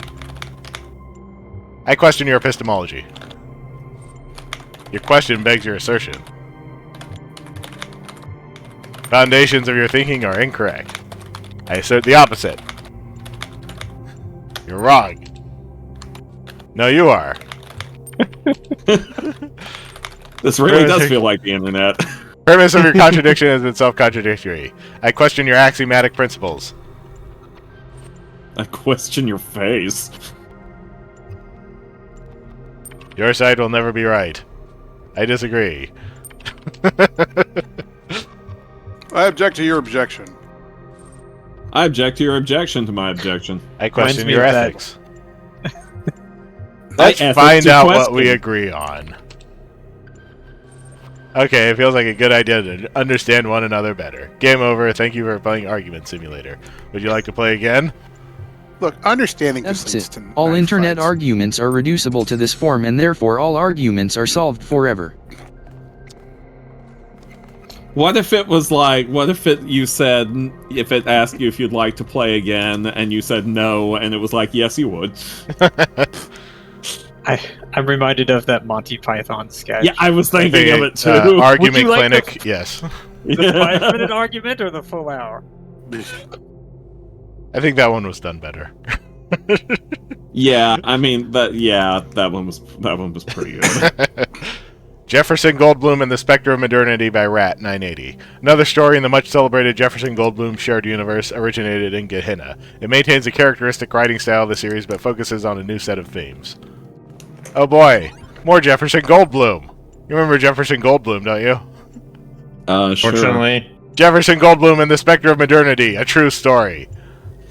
Credits. Written and designed by Rat, dedicated to Mac. You, Jefferson Goldblum, deftly step out of your charging pod and walk into the main lobby of the Goldblum Institute. It is a humble abode filled with a small 4-seater sofa, a table, a coffee bar, and an arboretum.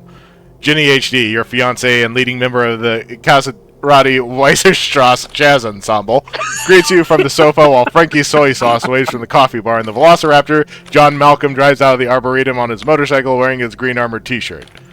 Oh my gosh, I love this world. I need to see this. I want to talk to the Velociraptor. Speak to John Malcolm. Chirp! Chirps John Malcolm. You clutch your have guitar. you seen that Velociraptor dating game on Steam yet? You clutch your guitar, perplexed by this strange greeting. John, are you well? I am fine, my friend, John Malcolm says as he gets out of his motorcycle. I am merely practicing the songs of my ancestors. Your ancestors? The mighty hawk and the humble red robin. As you are descended from the apes, us dinosaurians are descended from the folk of the air. Life, my friend, is a never-ending cycle, one species rising from the ashes of the last. You're about to comment on the prodigious size of John's wisdom, when a klaxon resounds throughout the Goldblum Institute. You're about to comment on the massive size of... Was it? Ask Jenny HD what's happening. What? Shouts Jenny HD. I can't hear you, Jefferson. The klaxon. It's too loud. Dreadful Oh, what a dreadful racket. She waves one of her appendages in a feminine manner. You need to shut it off. Okay, fine. You walk over to the computer terminal and attempt to shut down the klaxon, but the machine refuses to accept your command without the correct password. John Malcolm revs up his motorcycle, a sure sign that he's deeply worried. Jefferson, you have to do something about this noise, he calls. Play your guitar. You unsling your guitar from the back and check the strings and make sure that they are in proper order. Then you take a heroic stance with your chest puffed out, your legs splayed wide, and your guitar held heroically aloft. You play a chord, a perfect chord, followed by another equally perfect chord, and another, and another. As always, all the chords that you play are perfect. This is your greatest burden. Mollified, the klaxon shuts itself off. All right. Good job. You turn from the now silent central computer console and look at your team, who are all gazing back at you with varying levels of wonderment in their eyes. Ask why the klaxon was blaring. John Malcolm dismounts his motorcycle with an... Does he keep dismounting his motorcycle? Dismounts his motorcycle with an air of certainty and queries the central computer console with the sure taps of his reptilian claws upon the keyboard. It seems, John Malcolm says, that the sensors have detected a threat of galactic magnitude. Oh no, cries Jenny HD while Frankie Soy Sauce drops his cup of joe in fear. Really enjoy the name Frankie Soy Sauce. Just gonna say that. That's what the threat is. A shudder goes through John Malcolm's magnificent plumage. Something far more dangerous than anything we have encountered so far, Jefferson, he proclaims. Oh, John Malcolm, what is it? Exclaims Jenny HD. What could it possibly be? We have already defeated the dastardly Dr. Elyon.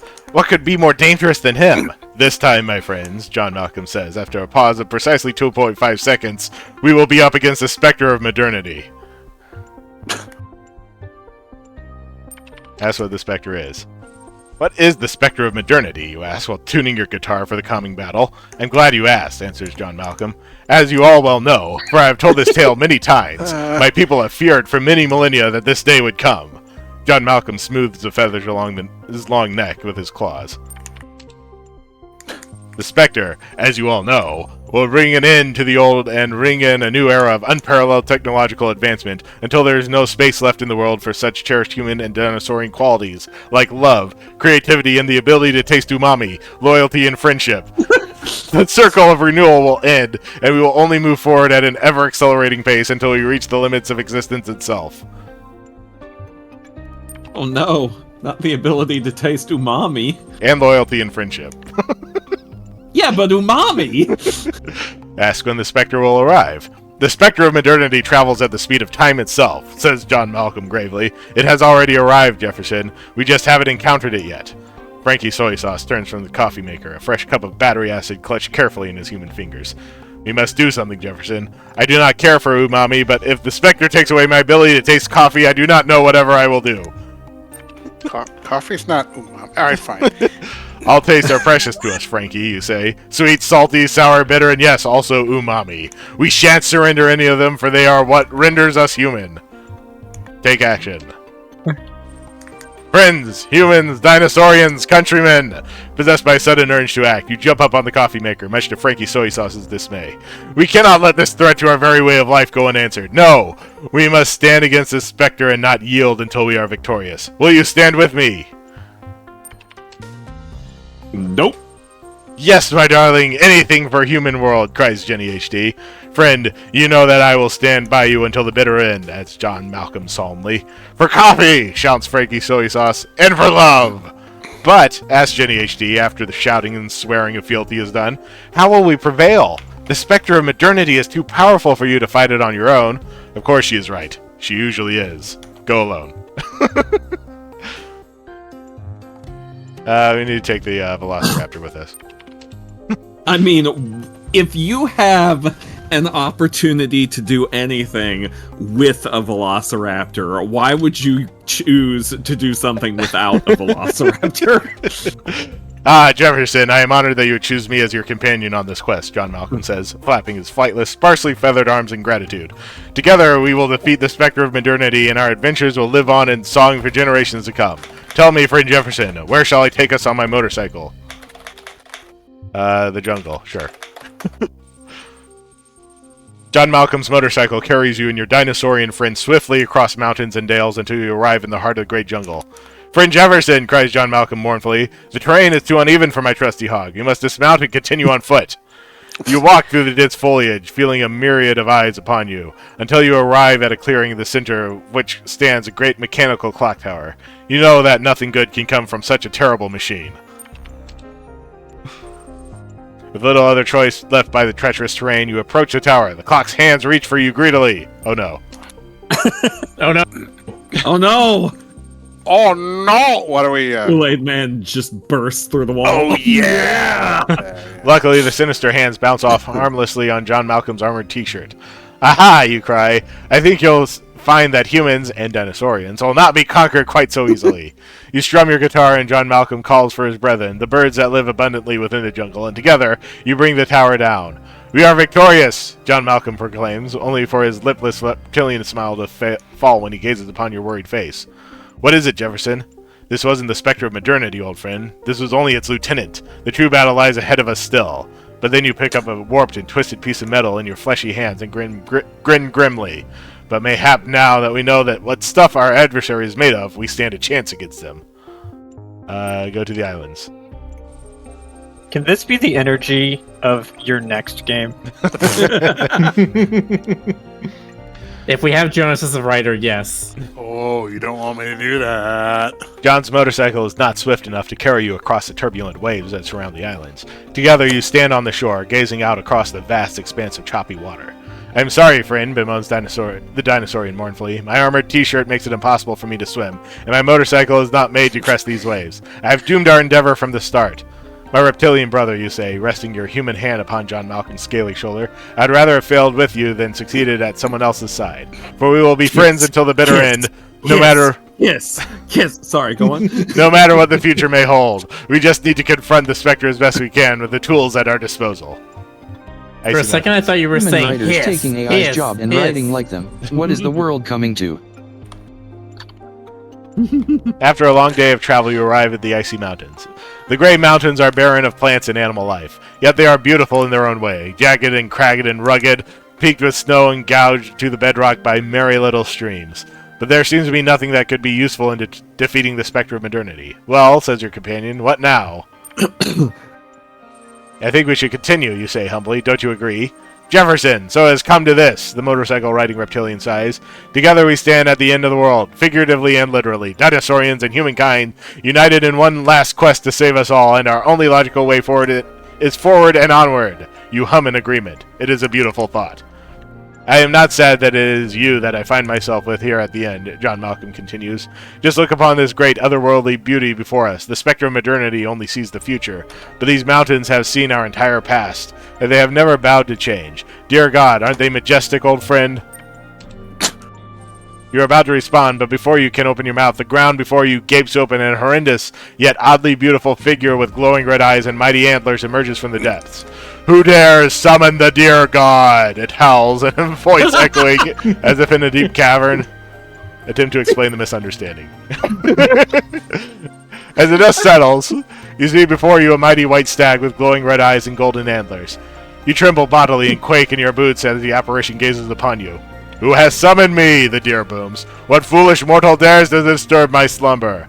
O great antlered one, you say earnestly, Your awakening is not the result of intent, but of homophony. The antlered creature cocks its head and its eyes flash menacingly, but it does not otherwise react. We are on a quest to destroy the specter of modernity, and we would ask for your help in our noble cause. And why would I help you, foolish mortal? Umami, obviously. I'm just picturing Ray for this for the super deer. Why not? There's a giant deer. Of course it's Ray. Of course it's Ray. It's always Ray. Every deer is Ray. Because, you say, clutching your guitar sincerely to your chest, because of umami, the great antlered one blinks. Come again? Umami, one of the 5 basic tastes? The beast laughs, and it sounds like the mountains are trembling. The very ground rumbles underneath your feet. How foolish of you, Jefferson Goldblum, to think that an herbivore deity could care about the savory taste. Be gone, and don't come back here again, puny human. Know that the deer god vanishes back into the ground. Go confront the specter of modernity. When you approach the lair of the specter of modernity, you decide to leave your companion behind, knowing that you cannot risk another life in this final confrontation, even though you deliberately brought him here because you cannot fight it alone.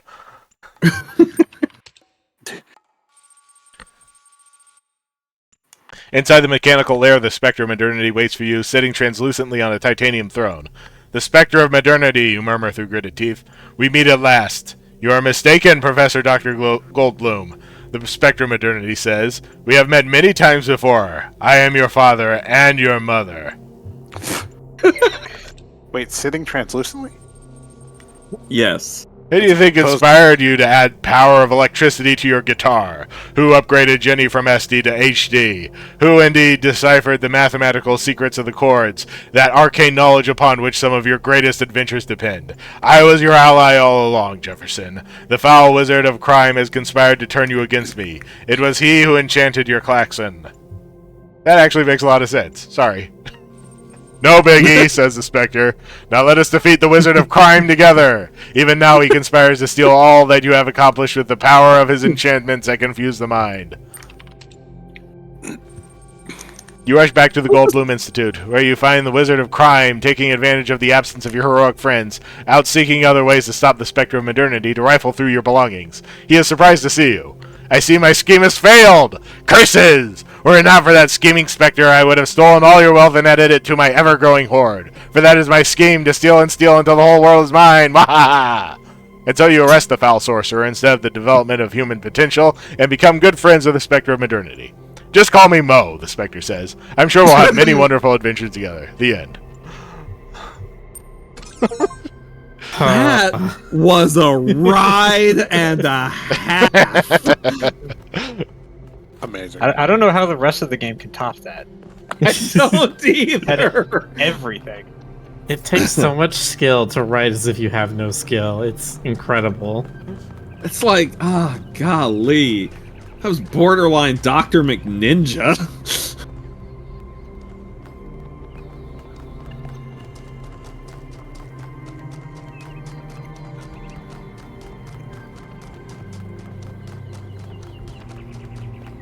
Yeah, like, impressive if a human being actually wrote all that.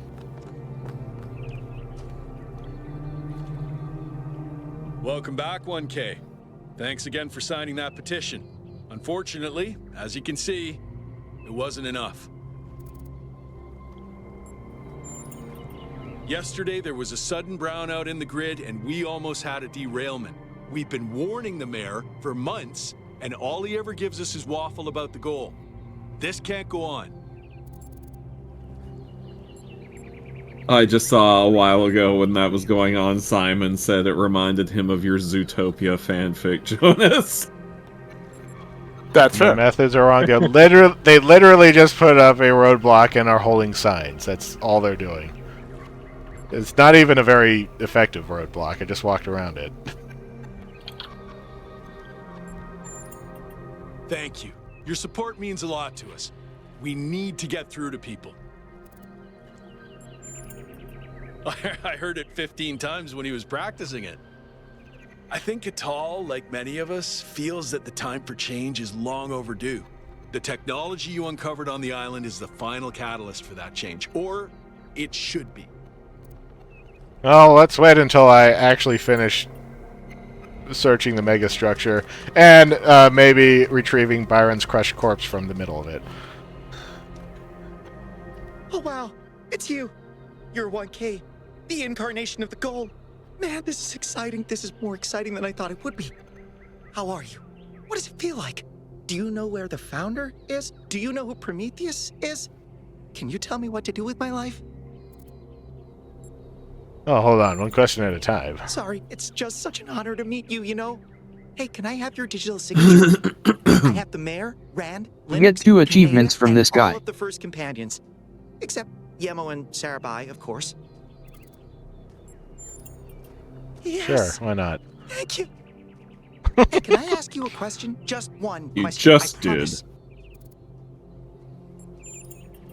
I used to make the prefab wall parts that we used to build living quarters. Got good at it too. But now that the goal is complete, I don't know what to do with myself. So I asked the wisest people in town. The mayor told me I should do whatever the city needs most. Helga said I should do whatever makes me happy. I think that's what she meant anyway. And Cornelius told me I need to figure out who and what I'm invested in. You're the culmination of the founder's will. Tell me, what should I do? I was literally just born and the last person who should be offering advice. Did you ask Byron? Oh wait, he's dead. I mean, Cornelius is right. You need to figure out what your connection to the city is. Man, this guy's like off-brand C-3PO. It means a lot. Your biggest fan. Tell Schuyler what to do with his life or not. Hello, new one. Are you browsing or buying? The kind that trades in hopes and dreams. Yours for the right price. Is there something your heart desires? Maybe. I've uploaded my most popular items to your interface. Does anything there spark your imagination? Credits? Oh, you don't have any credits yet. Well, let me extend you some credit. Ka-ching! 55 credits. Just make sure you spend them with me. I have They're literally not nobody much else to give them anywhere to. else. Now, what was it you wanted? Inner peace. Woo! Inner peace doesn't come cheap. Come back when you've got 1,000 credits. Okay. So, something else perhaps. For the Internal record, monologue. Jonas didn't know about the SpongeBob lewd drawings. Now I have told him and he is cursed with knowledge. I'm not terribly shocked. Constant self-commentary is not recommended for all customers. But I can switch yours on for 10 credits if you're sure you want it. Sure. As you wish. I'm uploading the new settings now. I'm sure it'll cost 10 to shut it off. Why is she staring at me? I don't hear anything. I'm not sure this is working. Wait, no. This is new. I didn't used to think in words like this. It's like there's this little translator turning all my thoughts into some kind of ongoing narrative. It's kind of relentless. How do you make it stop? Do I just not think? I'll try that.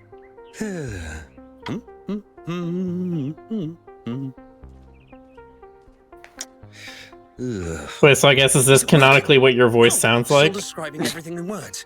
This is starting to be. A bit overwhelming, isn't it? I turned mine off long ago, but some of the older folk learned to live with it. Sure you want it? Do you actually get to keep it if you turn it on? That's fortunate. Because we couldn't pull that thing out of you without taking half of you with it. It'll mostly That's run in weird. the background. Just don't think about it too hard. Wait, is this internal monologue me? Or some kind of virus? Am I a life form which learned to describe itself? Or a parasite which survives by providing a narrative service to its host? Hold on, she's going to say something else. So, something else perhaps? They should have gotten the guy who did the Stanley Parable narrator. It's sensory tuning. A very popular choice. Enhanced sensory perception lets you distinguish sounds, shapes, and colors at greater distance. It's 10 credits. Sure. Okay, I'm updating your settings now. And hey presto, superhuman senses. Does the air taste fresher? Do you hear the birds chirping outside the door?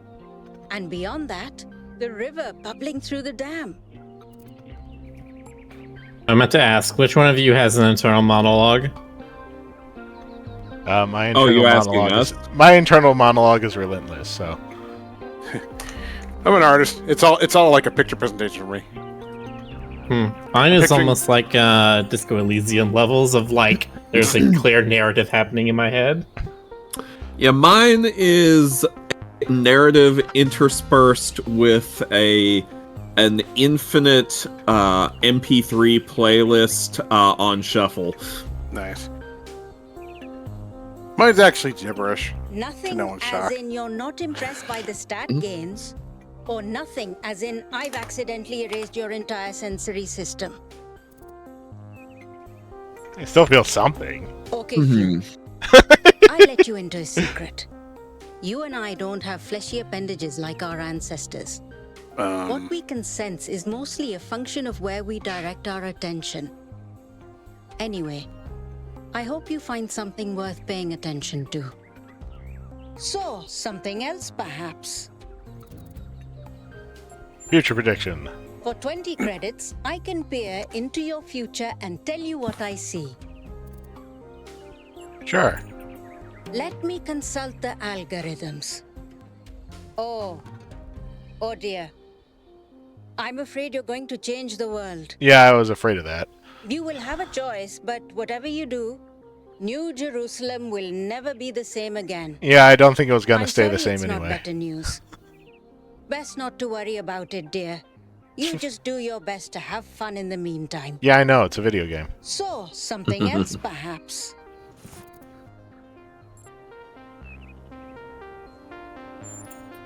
Before you go, do you have a moment to participate in some customer feedback? Are you satisfied with what I've given you?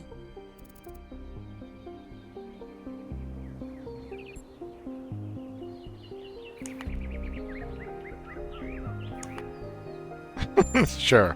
Yes. You understand. Words manifest the reality they describe. When you name something, you create it.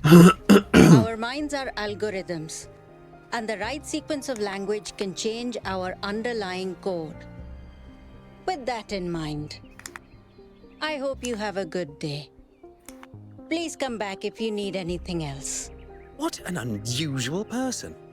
I wonder if that internal monologue thing I bought is going to On show Werewolf up. Boyfriend. Oh, wait, here it is. Hey, this naming and creating thing doesn't actually work. Welcome back. 1K, welcome back to the city. As you can tell, your discoveries have had quite the impact. I decided to take a stand. It started with what you said about extending our cats' lifespans, actually. That got me thinking about our responsibilities towards other life forms. What's life to most living creatures? Fear, hunger, pain, and in the end, death. Involuntary cessation of existence. That's horrifying, 1K, horrifying. And we are the only ones who can make it better.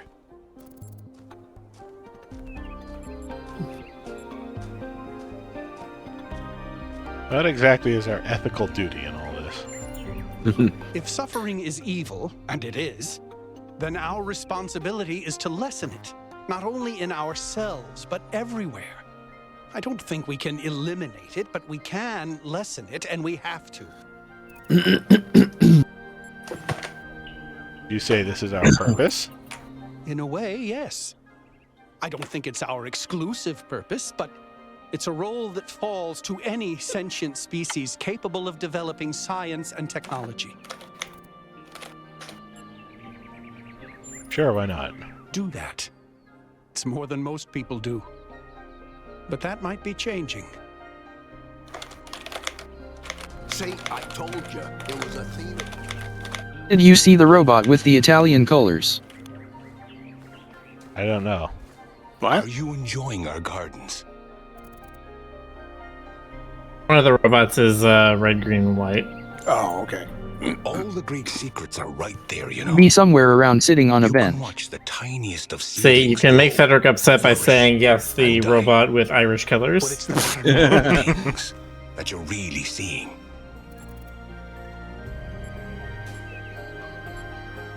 That's only if you're colorblind. You have a flair for the dramatic. I suspect we see the world through quite different lenses. Sometimes I imagine myself as an old oak tree. I watch the life which grows around me. I see the ivy, the moss, the fungi, leaching my nutrients as they go. And I don't blame them. I'm delighted by how life seems so different from me can somehow be the same as me. This old oak tree drinks water from the ground. They drink their water from me. They shrivel and die in a single season. But I shrivel and die over centuries. What kind of plant would you be, I wonder? What color is your parachute?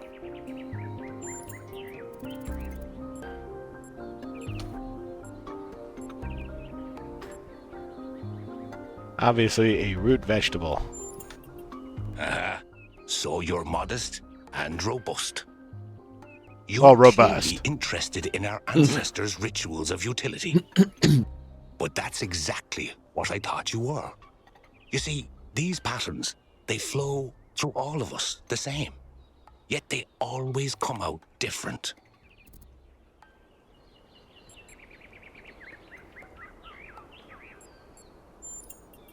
Our ancestors grew plants for their colors, their tastes, and their general utility. It is said they could identify a fruit based on the flavor of the air alone. Our senses may not be so honed, but we're no less evolved from the same natural world. Thank you for stopping by, 1K. I'm sure we'll meet again. He has a very dramatic voice. Hey, 1K. Doesn't he, though?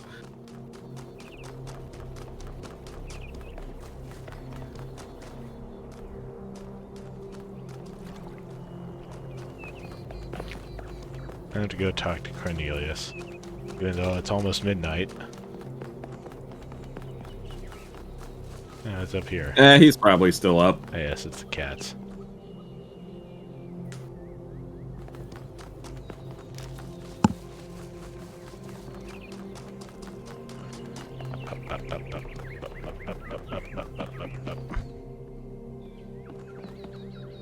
Oh, 1K. What are you doing here? Ah, I assume it has something to do with your expedition? I must admit I haven't been following the news. Sorry, been a little lost lately.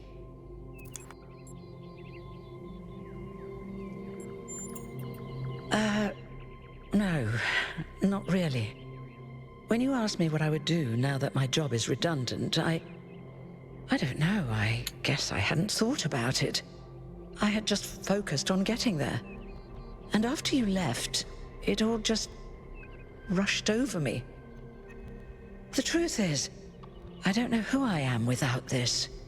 Creating new life, guiding people into existence, that's who I am. More importantly, I think that's who I want to be. And if we stop growing, that's the one thing I can't be anymore. That's why I wanted to talk to Cornelius. He was there at the beginning. He knows where we came from. I thought he might help me understand where I could go next.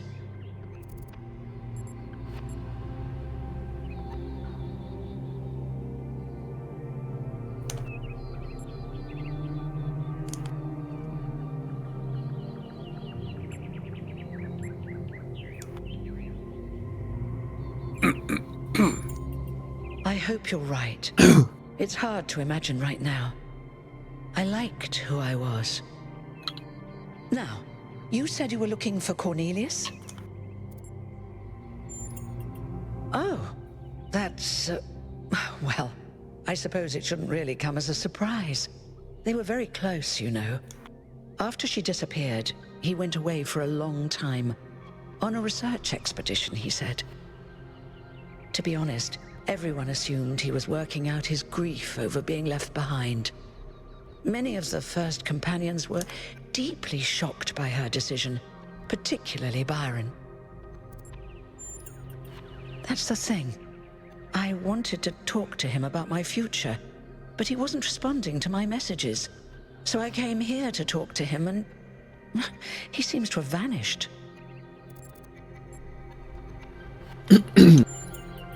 No. The truth is that for the longest time, he barely left the museum. He was always at his terminal, working day and night. I asked him what he was doing once, and he said he was saving the past. I did, on my way here. And I messaged most of his other friends. He doesn't seem to be anywhere in the city at all. Did he ascend to heaven? Cool. I suppose so. Just like Bill and Ted. It seems a little unethical, but then it is just his work terminal, right? Good luck with everything, 1K. And thanks for taking the time to talk to me.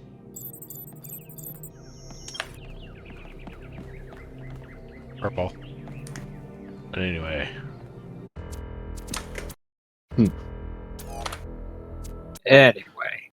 Anyway. We'll find Cornelius next time. Or not. Unless he's But gone will forever. we ever find anyone as cool as that motorcycle riding velociraptor? Probably not. Nope. It will never happen. Impossible. I want that game.